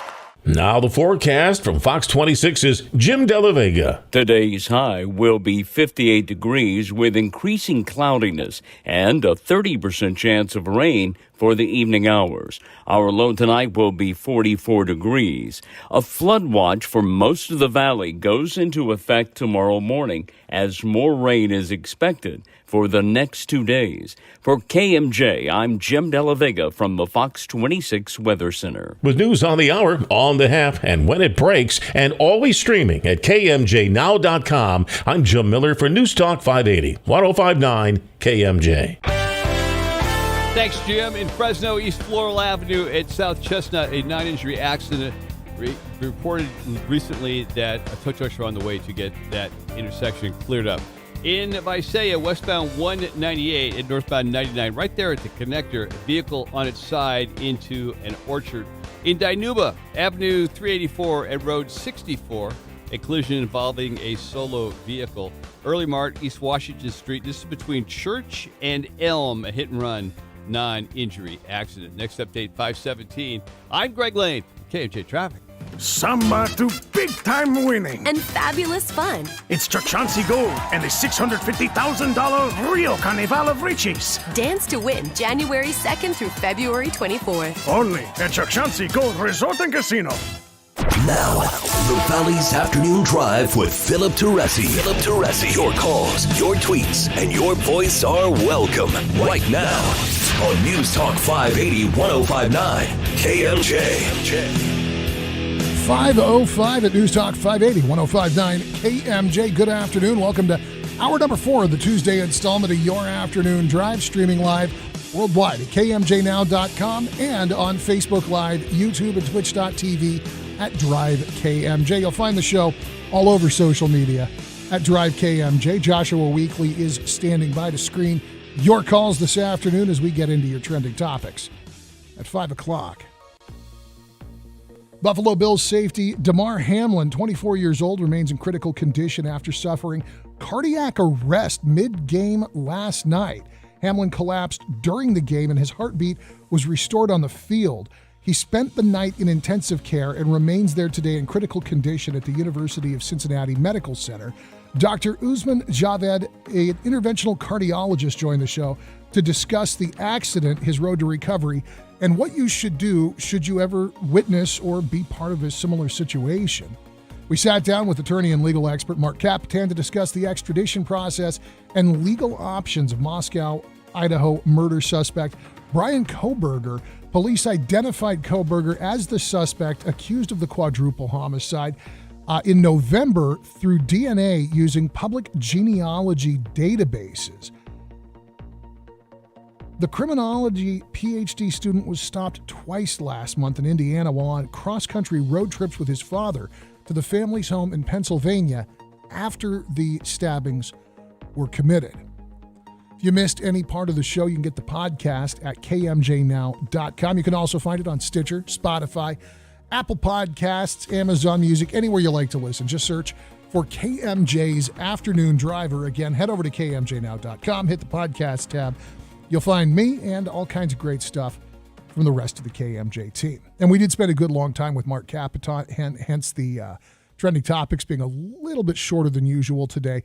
But a great conversation there about what happened in Idaho, about insanity defenses, and about what one might anticipate. God forbid you ever found yourself in that much trouble. I am not familiar with dry January. I know sober October, but dry January apparently has been gaining steam. And there's a couple of different articles on this. The campaign was started in 2013 by Alcohol Change UK, a charity that's focused on reducing alcohol-related harm. And for at least a few years now, the initiative has apparently caught on here in the United States. The selling point here is that even just going for 30 days without any alcohol can actually make you healthier, just in 30 days. So the research on how exactly quitting booze for a month affects your body is still limited, but studies are beginning to show psychological and physical health benefits.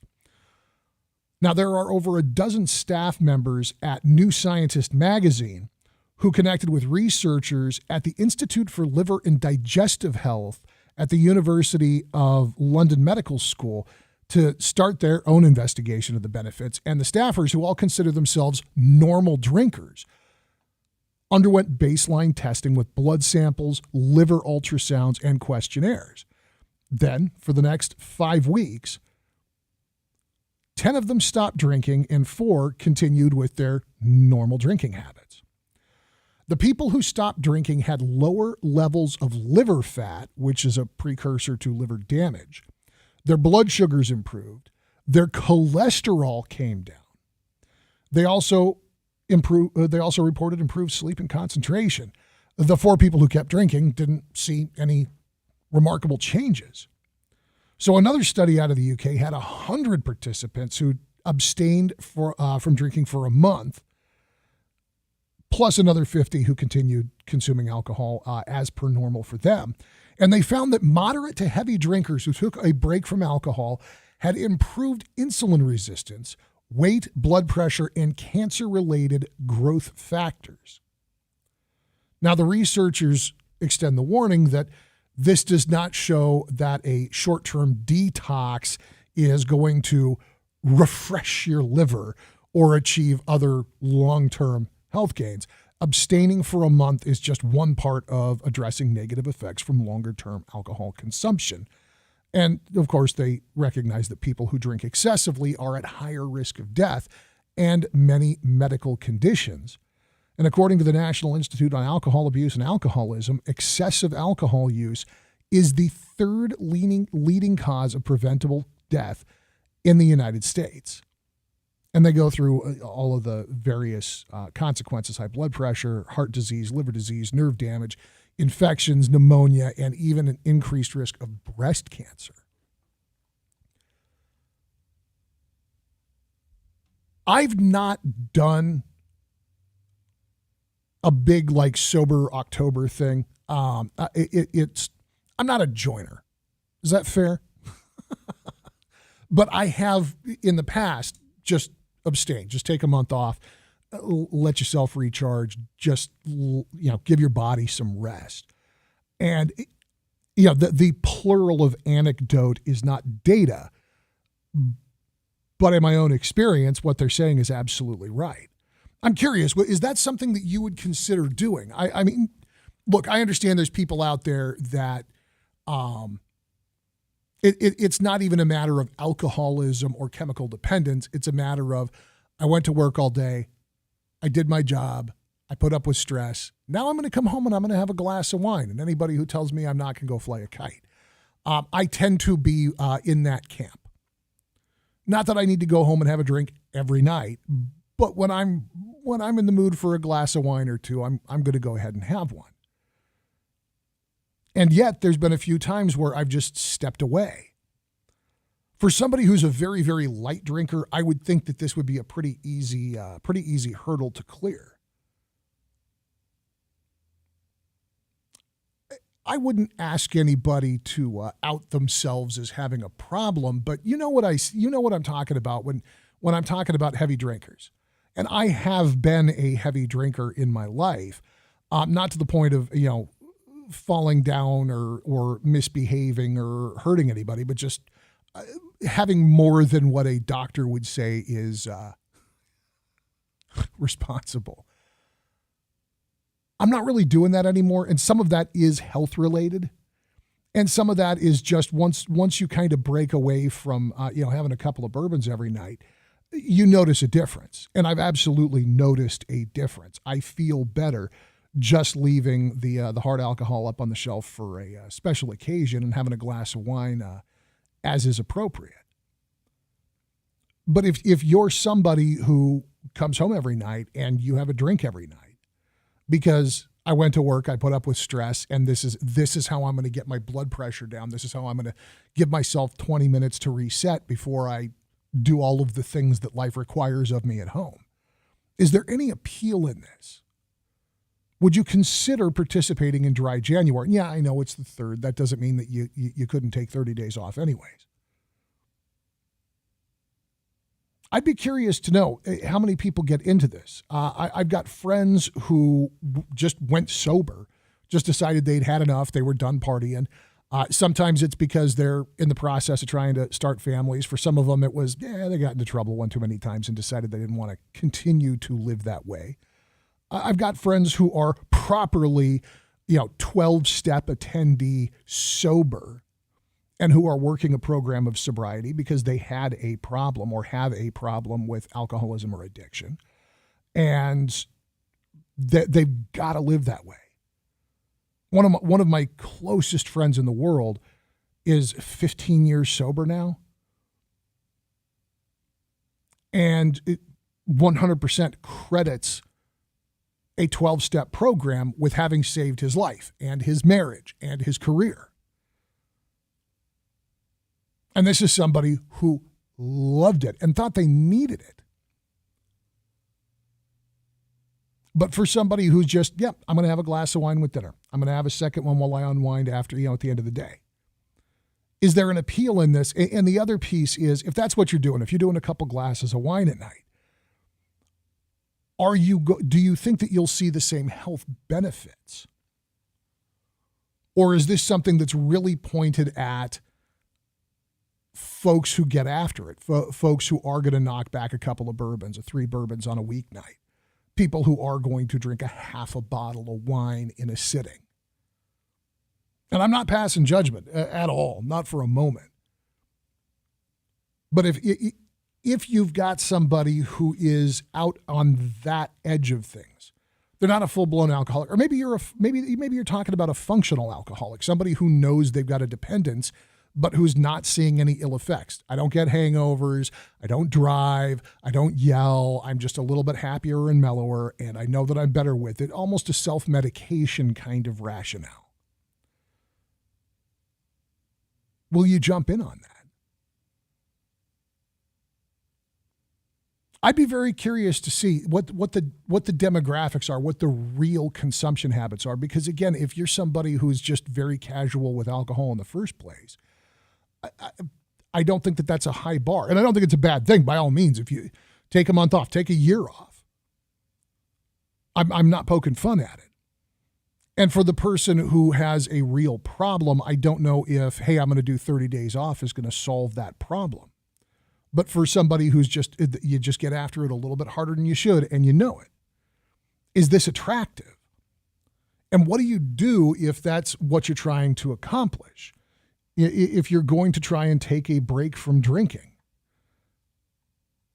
And our friends over at NPR want you to take that internal inventory, assess your relationship with alcohol, make a plan, notice changes in how you feel, resist peer pressure, take note of your mental health, and then again, reassess your habits. I think it's a cool movement. I think it's a good idea. If the justification for allowing mind-altering substances to be a part of an adult's recreational behavior is moderation in all things, is that 30 days proof that moderation comes easily. It's an interesting thing. If you're doing dry January, 490-5858, 800-776-5858. Be curious to know, what's the motivation for it? Is there a motivation, or you just heard about it, thought it sounded like a good idea and jumped on board? And if you're dead set against it, if you're willing to, I'd be curious to hear why. 490-5858. It's the afternoon drive at News Talk 580, 105.9 KMJ.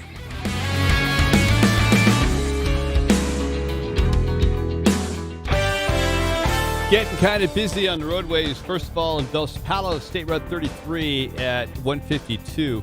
Got a collision just being reported. In Los Banos, on eastbound 152 at Romero Visitor Center, there's a traffic break in progress there. Early Mart on East Washington between Church and Elm, a hit-and-run non-injury accident. And Visalia, westbound 198 at the northbound 99 connector, a vehicle on its side in an orchard. Lots of emergency personnel on the scene. Next update, 5:33. It's Greg Lane, KMJ Traffic. So you tested positive for COVID. What's next? Treat yourself. COVID treatments like Paxlovid are free. Taken by pill, these medications can stop the illness from getting serious. So treat yourself. Call a healthcare provider or the statewide COVID hotline at 833-422-4255 to find free treatment today. Again, that's 833-422-4255. Brought to you by the California Department of Public Health. Hi folks, this is Roger from Evans Feed. I'd like to introduce Lonnie Hanna, Jack Hanna's nephew. He'll be honoring Jack's legacy by picking up the announcer reins for Evans Feed. Thanks, Roger. That's some big boots to fill for sure. Just like the Evans family, I'm third generation raised in the Valley. While not a cowboy by trade, I love singing about the Western lifestyle. Now that I'm riding for the Evans brand, I'll be learning and sharing everything Evans has to offer, plus a few stories, a bit of history, and how Evans Feed is woven into this community. You know the first floor at Crawdaddy's can get a little wild when the crawdads kick it in and the crowd begins to rev up. It's like party time. The food, the service, the music, outrageous on that first floor, the legendary first floor of Crawdaddy's. A freestanding 3-story monument to all that is New Orleans. But maybe you are a bit more reserved. You'd like to quietly lay back in an opulent atmosphere with nothing but first-class food. An amazing long bar to satisfy your adult cravings. I recently took a very quiet table confined to a corner, had my favorite calamari appetizer with a lobster tail as the main entree. Very opulent, very relaxing, but at Crawdaddy's, it's the best of both worlds, the first or the second floor. Hey, you can always do both. You can go up to the second floor and relax with an incredible menu and that gorgeous atmosphere. And then you can go downstairs and rock until you blow your socks off. Crawdaddy's on Main and Visalia. And what's on the third floor? I'm never telling. Attention. If you've been classified as a high-risk driver due to DUI, DWI, or tickets for aggressive driving, and are required to get expensive and hard-to-find SR22 auto insurance, then you must listen to this message because Serenity can help. We're the largest insurance company in the U.S., specializing in SR22 auto insurance and focused on serving the needs of customers classified by the state as high-risk drivers. We help people get back on their feet by providing easy-to-get, low-cost SR22 insurance that anyone can afford. If you need SR22 auto insurance, or if you have it now and are paying too much, you need to call us today for your free quote at 800-279-7816. Our specialists are standing by waiting for your call. We understand people make mistakes, and we're here to help by making SR22 insurance easy to get and affordable for everyone. The call and quote are free. Call us now at 800-279-7816. That's 800-279-7816. Again, 800-279-7816. Getting an education is a serious business. Paying for one takes some serious money. At LPL Financial, we understand that putting a child through college takes thoughtful, professional, and personal planning. You can reach me, Tom Diaz, by phone at 559-878-4623. Give me a call, and we can talk through your financial goals and answer questions you may have. Thomas Diaz is a registered representative with, and securities and advisory services are offered through LPL Financial, a registered investment advisor. Member FINRA, SIPC. Samba to big-time winning. And fabulous fun. It's Chauncey Gold and the $650,000 Rio Carnival of Riches. Dance to win January 2nd through February 24th. Only at Chauncey Gold Resort and Casino.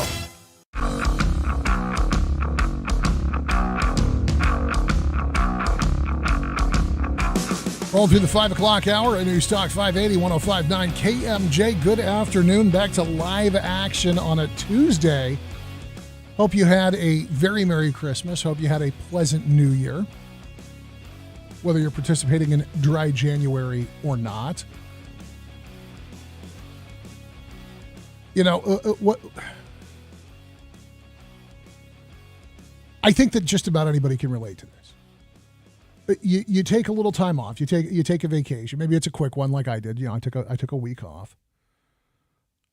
Sometimes you go for the full 2 weeks. Really get out of there. Really disconnect. Let your brain settle down.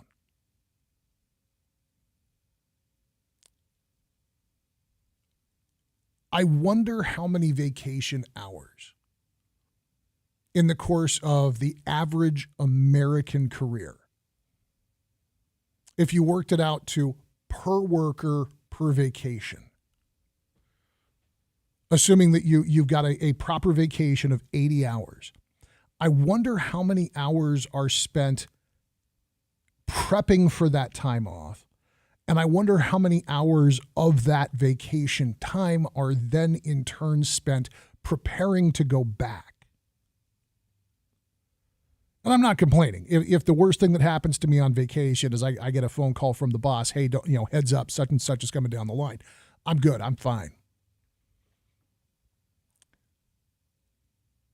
But I do wonder how much vacation is really spent paying the price for not being at work. Kevin McCarthy is not getting anything resembling a break right now. And the House might have been out of session, but you guys have been watching the news. It has been a slog for this guy trying to get the votes to be successfully elected the new Speaker of the House of Representatives. And today, for the first time in 100 years,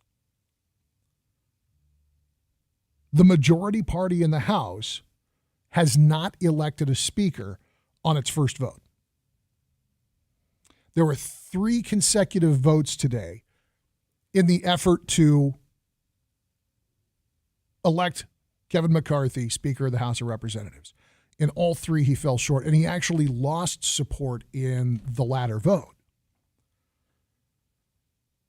Now, this is coming from Republicans. It's coming from this caucus, the Freedom Caucus, which is this ultra-conservative, hard right group of Republicans.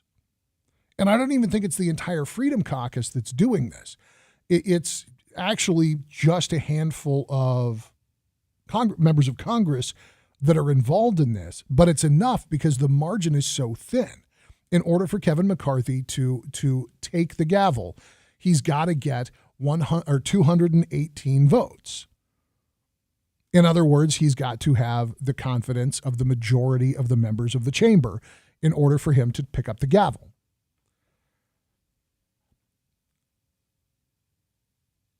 So the spectacle that unfolds today, during each of the three votes, every Democrat rallied unanimously around the incoming minority leader, Hakeem Jeffries. This is the Democrat out of New York.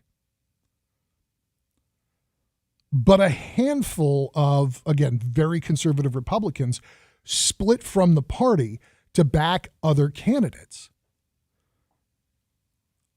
And again, McCarthy actually lost support as the voting continued. In the third round, Florida Republican Byron Donalds announced that he was defecting and voting for Jim Jordan after having voted twice for Kevin McCarthy. So in that third vote, Kevin McCarthy won 202 of the 218 votes that he needs to secure the post, one less than he had in the first two ballots. Jim Jordan, who nominated and voted for McCarthy, won 20 votes in the third round. Meanwhile, Hakeem Jeffries won 212 votes in each of the three rounds. In other words, Hakeem Jeffries is closer to the speakership right now than Kevin McCarthy. Now, the congressman from Florida, Byron Donalds, after that third vote, he recommended that the caucus take a break from voting, saying, quote, "The reality is Representative McCarthy doesn't have the votes. I committed my support to him publicly and for 2 votes on the House floor. 218 is the number, and currently no one is there." Donalds went on to say, "Our conference needs to recess and huddle and find someone or work out the next steps. But these continuous votes aren't working for anyone.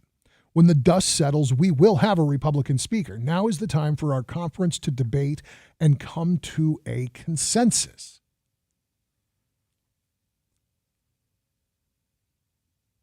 Now, Trump is backing Kevin McCarthy's bid for speaker. Marjorie Taylor Greene is on board. But even given those two throwing their support, and Greene, by the way, being very vocal, very combative about this, really laying it out for this handful of defectors, you're screwing things up, you're causing a problem, knock it off and vote for McCarthy. I mean, she's almost to the point of being that blunt. I'm obviously paraphrasing, but she's on the Trump train, and Donald Trump said, give it to McCarthy.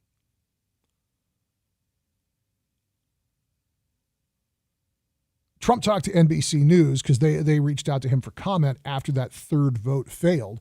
And Trump said, quote, "We'll see what happens. I got everybody calling me wanting my support, but let's see what happens." Now, the report from CNBC is that the mood on the floor of the House started out, cheerful and energetic. You've got everybody out there with their families. You should have swearing in ceremonies, that kind of thing. But as the day progressed and as the votes continued to go by, the mood turned a bit. Here's the thing. Until a speaker's elected, the rest of the chamber's members-elect cannot be sworn in. It is the oath of office is administered by the Speaker of the House. Now, while the House was muddling around with this, the Senate, which is once again controlled by Democrats, swore in a senator from Washington. Patty Murray is the Senate President pro tempore, the first woman in America to hold that position. And so while the vice president is technically president of the Senate, the president pro tem presides over the chamber on a daily basis, signing legislation, administering oaths of office.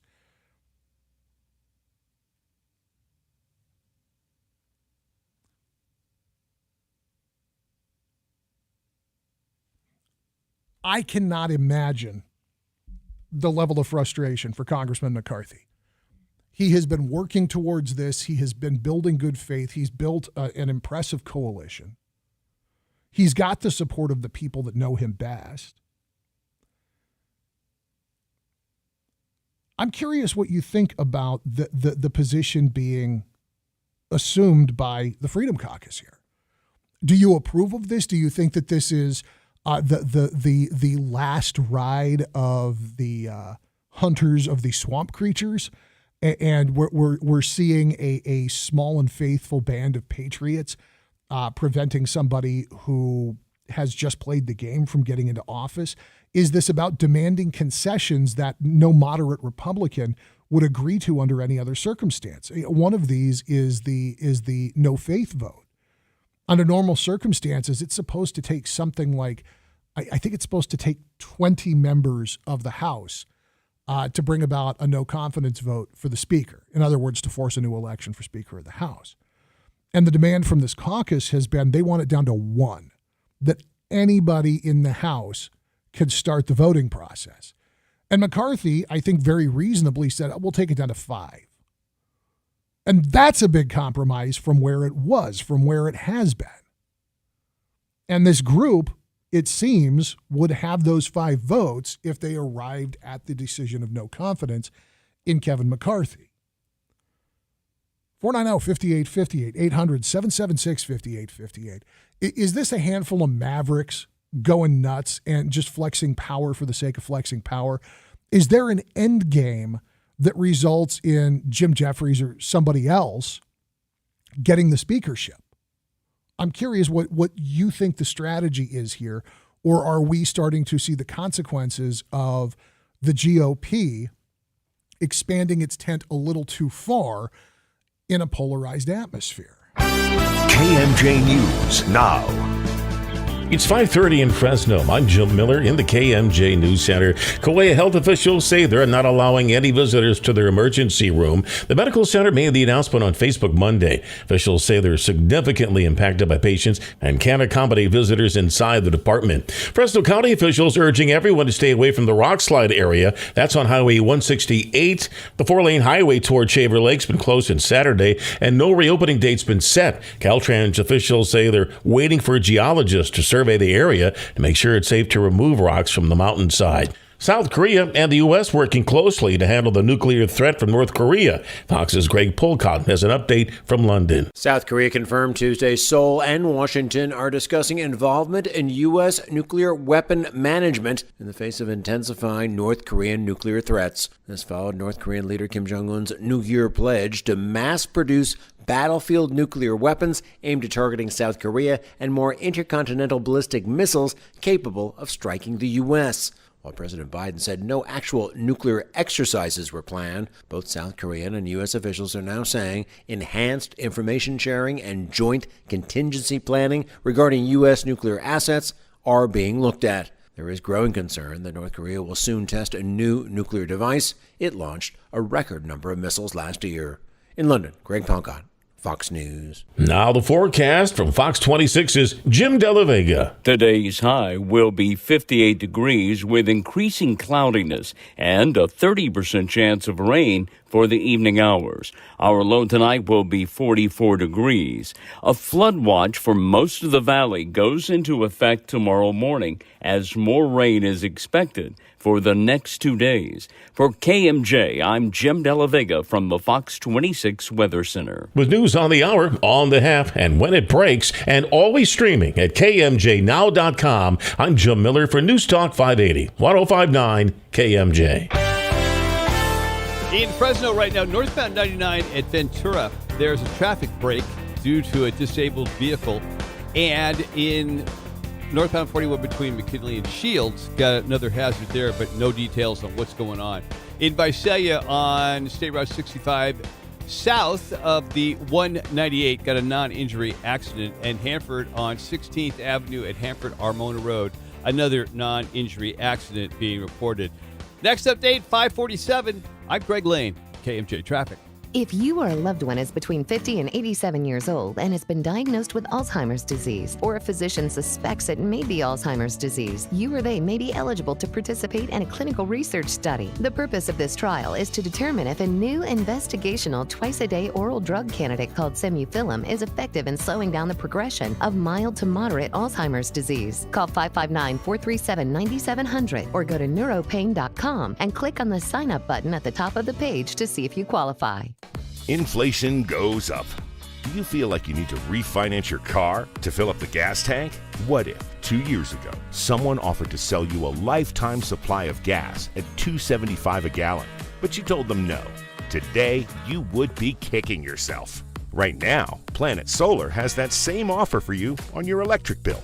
As inflation goes up, so does your utility bill. Lock in your energy prices today with a new Planet Solar system. Planet Solar is locally owned and operated in Clovis. They're big enough to offer you all the best brands and in-house financing, but small enough to give you the personal service you deserve. Call Planet Solar to find out how to lock in your electricity costs today. You'll be glad you did. Call them at 559-228-9245 or find them on the web at planetsolar.com. That's 228-9245 or planetsolar.com.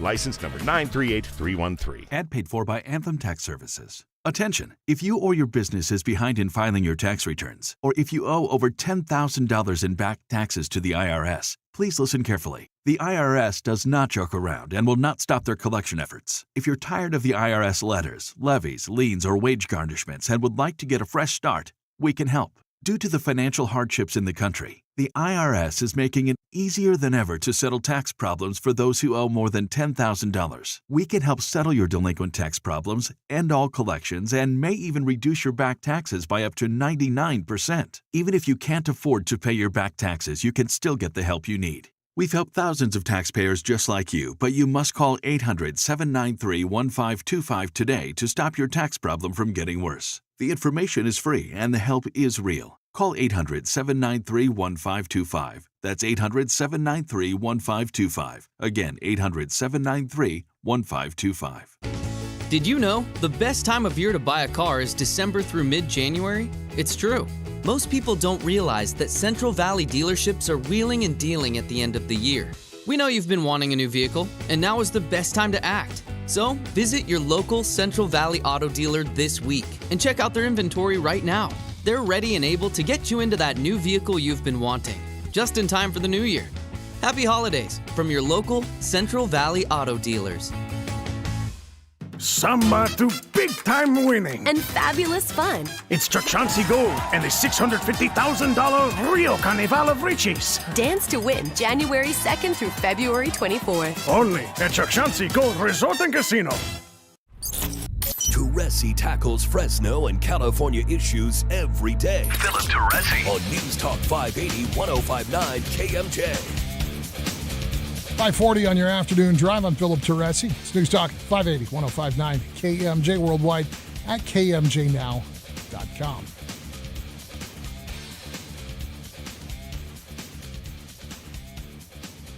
Earlier today, we spent quite a bit of time talking about Damar Hamlin and this bizarre, terrifying situation, an arrhythmia caused by a blow to the chest. He went in for a totally normal tackle and collapsed on the field. They were able to resuscitate him. They got his heart beating again. They used a combination of CPR and an automatic defibrillator, and they were able to get his heart beating again. They got him on the ambulance. They got him to the hospital. He is now in critical condition. And the updates so far have been few and far between. The family has extended their sincere appreciation to everybody who's expressed concern. And it's a 24-year-old professional athlete downed by what, as far as I can tell, was just a freak accident. Now, earlier in the program, we talked with a cardiologist specifically to kind of piece together exactly how uncommon or common this might be and what to do. And that was the interventional cardiologist, Dr. Usman Javed. He's also the chair of cardiology at Fresno Heart and Surgical Hospital. And what he said is, one, this is an exceedingly rare thing. It's not unheard of. They know what happened, but it is very unusual. It's almost impossible to test for outside of known familial, inherited conditions. And by the way, he also said CPR, the automatic defibrillator, any of that, keep the blood circulating. That's what's going to help these guys and improve their chances. Should you ever, God forbid, witness something like this, that's going to be the most essential thing until EMTs can get there, until they can get to the hospital. And that said, boy, talk about the second best place to have a heart attack. How many medical professionals, how many paramedics, how many EMTs, how many nurses and doctors are present on a football field on a game day? So he's recovering. There's not a lot of new details from the family as yet, but there was this toy drive that Damar Hamlin started back in 2020, the Chasing M Foundation.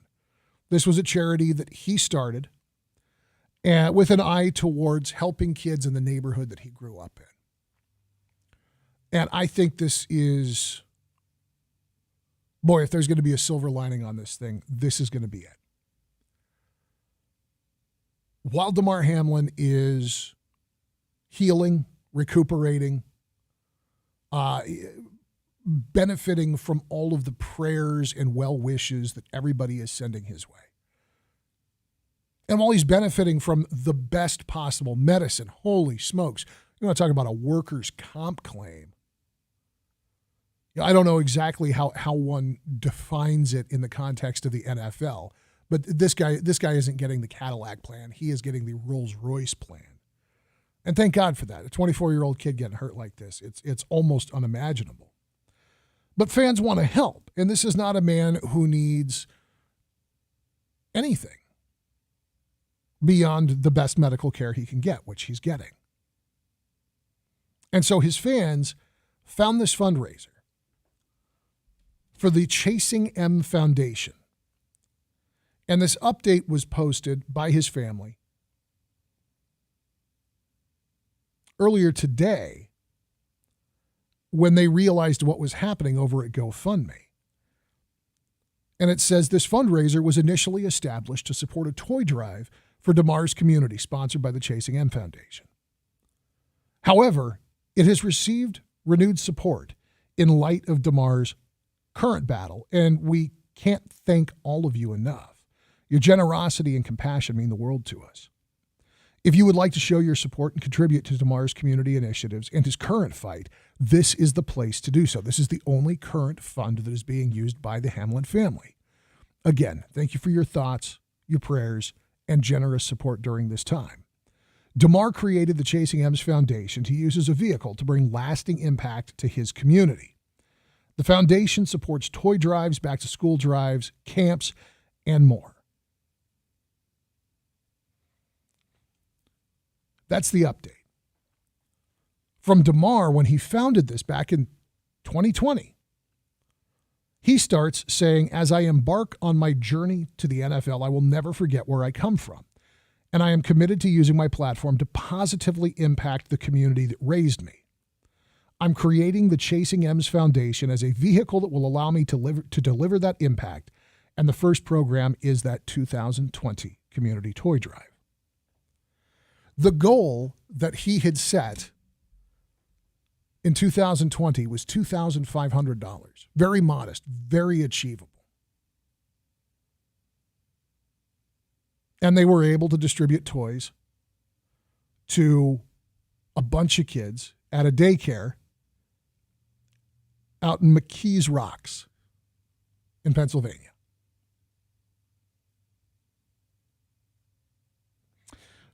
The charity, the GoFundMe, meant to support this initiative Again, with a stated goal of $2,500. Nothing. It's really nothing.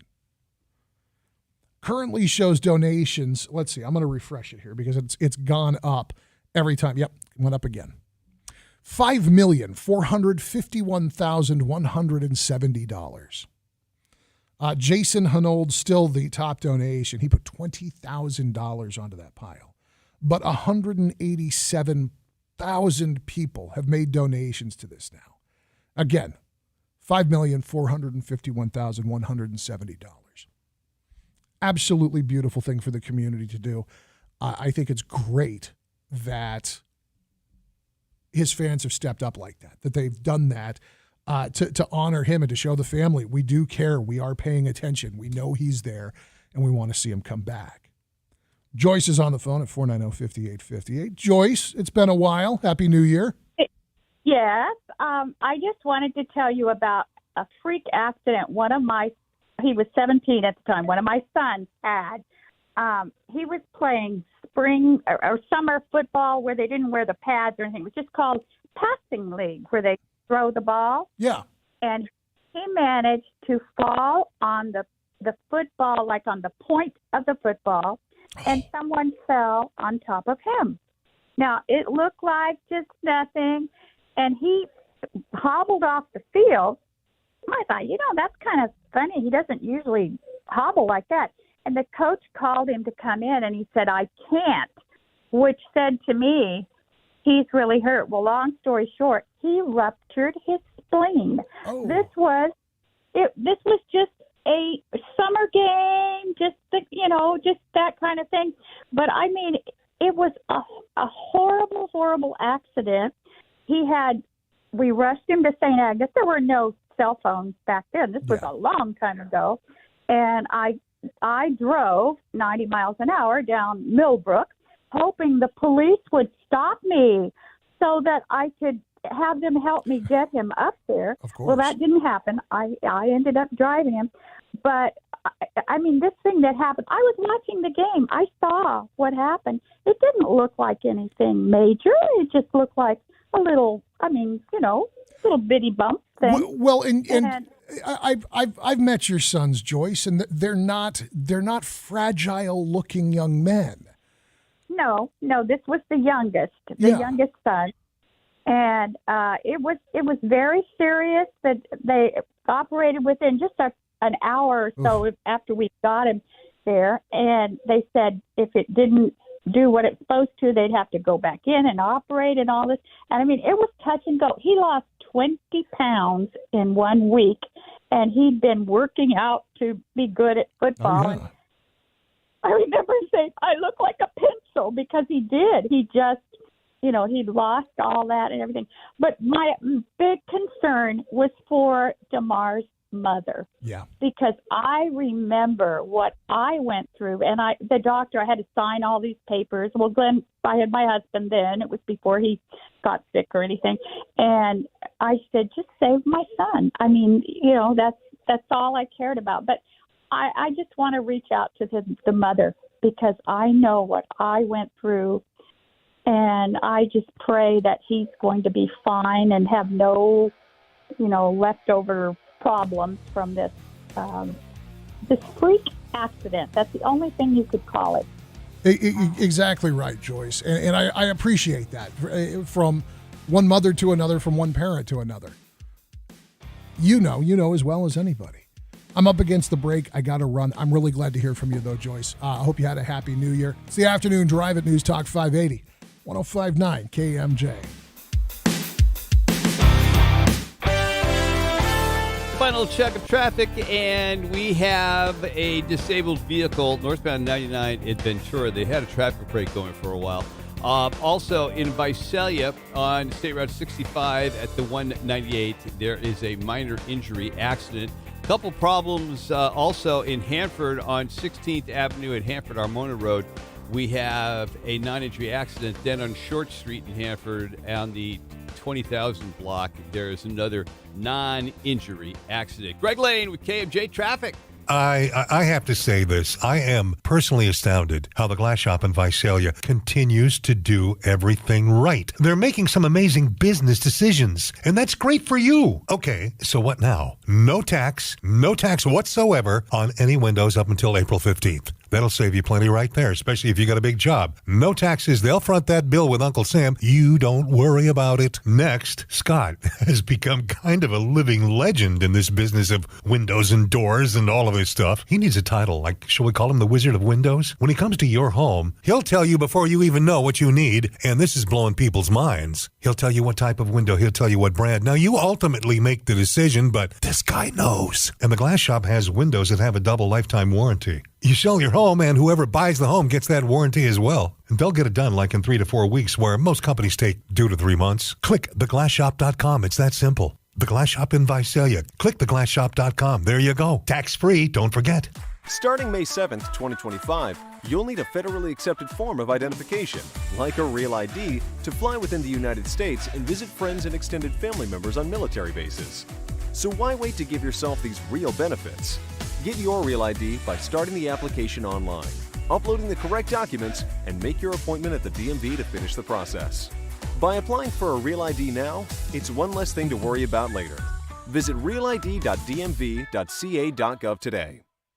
Whether you're waiting for a holiday or working from home, the WFH acronym is the new mainstay. This is Christina Mousson for Gar Bennett. Growers have worked from home for centuries and enjoyed increased productivity without the noise or traffic of the big cities and suits and ties. The hours are long, but in good times and bad, there's always a job to do, mouths to feed, and plates to fill. The Gar Bennett team doesn't leave growers stranded alone at home or in the field. We work hard to help growers be successful with solutions that make them profitable. We are proud to be part of a legacy that continually thrives on innovation and determination to feed and fuel America. Grow with Gar Bennett for the best water, irrigation, nutrition, regulatory, and crop care advice and products at 800-696-6108 and online at garbennett.com.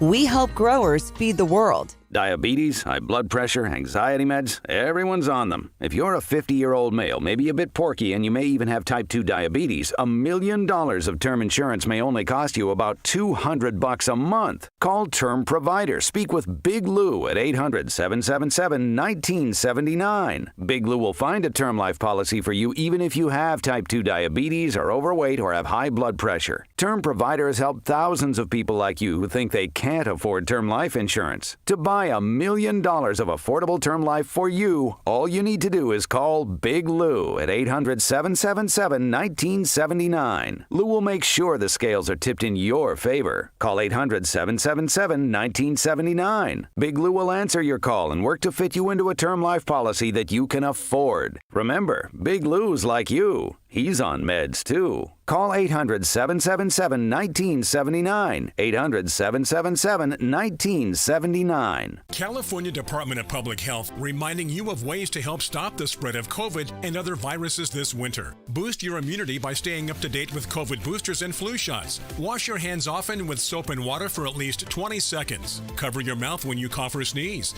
And protect others by staying home and testing for COVID when sick. And consider masking up in indoor public places.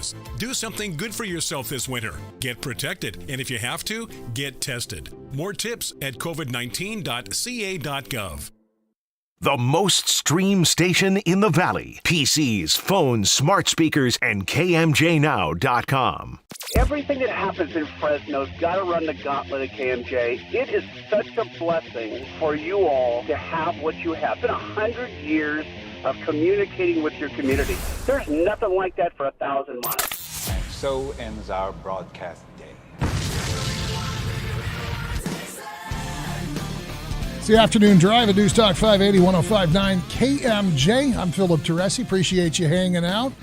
Over the holiday, a major figure in our community clocked out for the last time.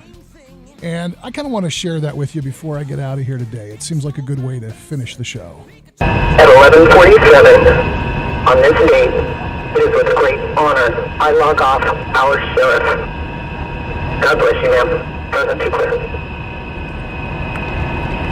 To Adam 01, I've had the honor and the privilege to have served with outstanding individuals, past and present.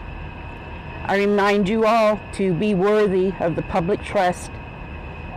God bless you all and keep you safe. 1 Adam 01, I'll be 10-7.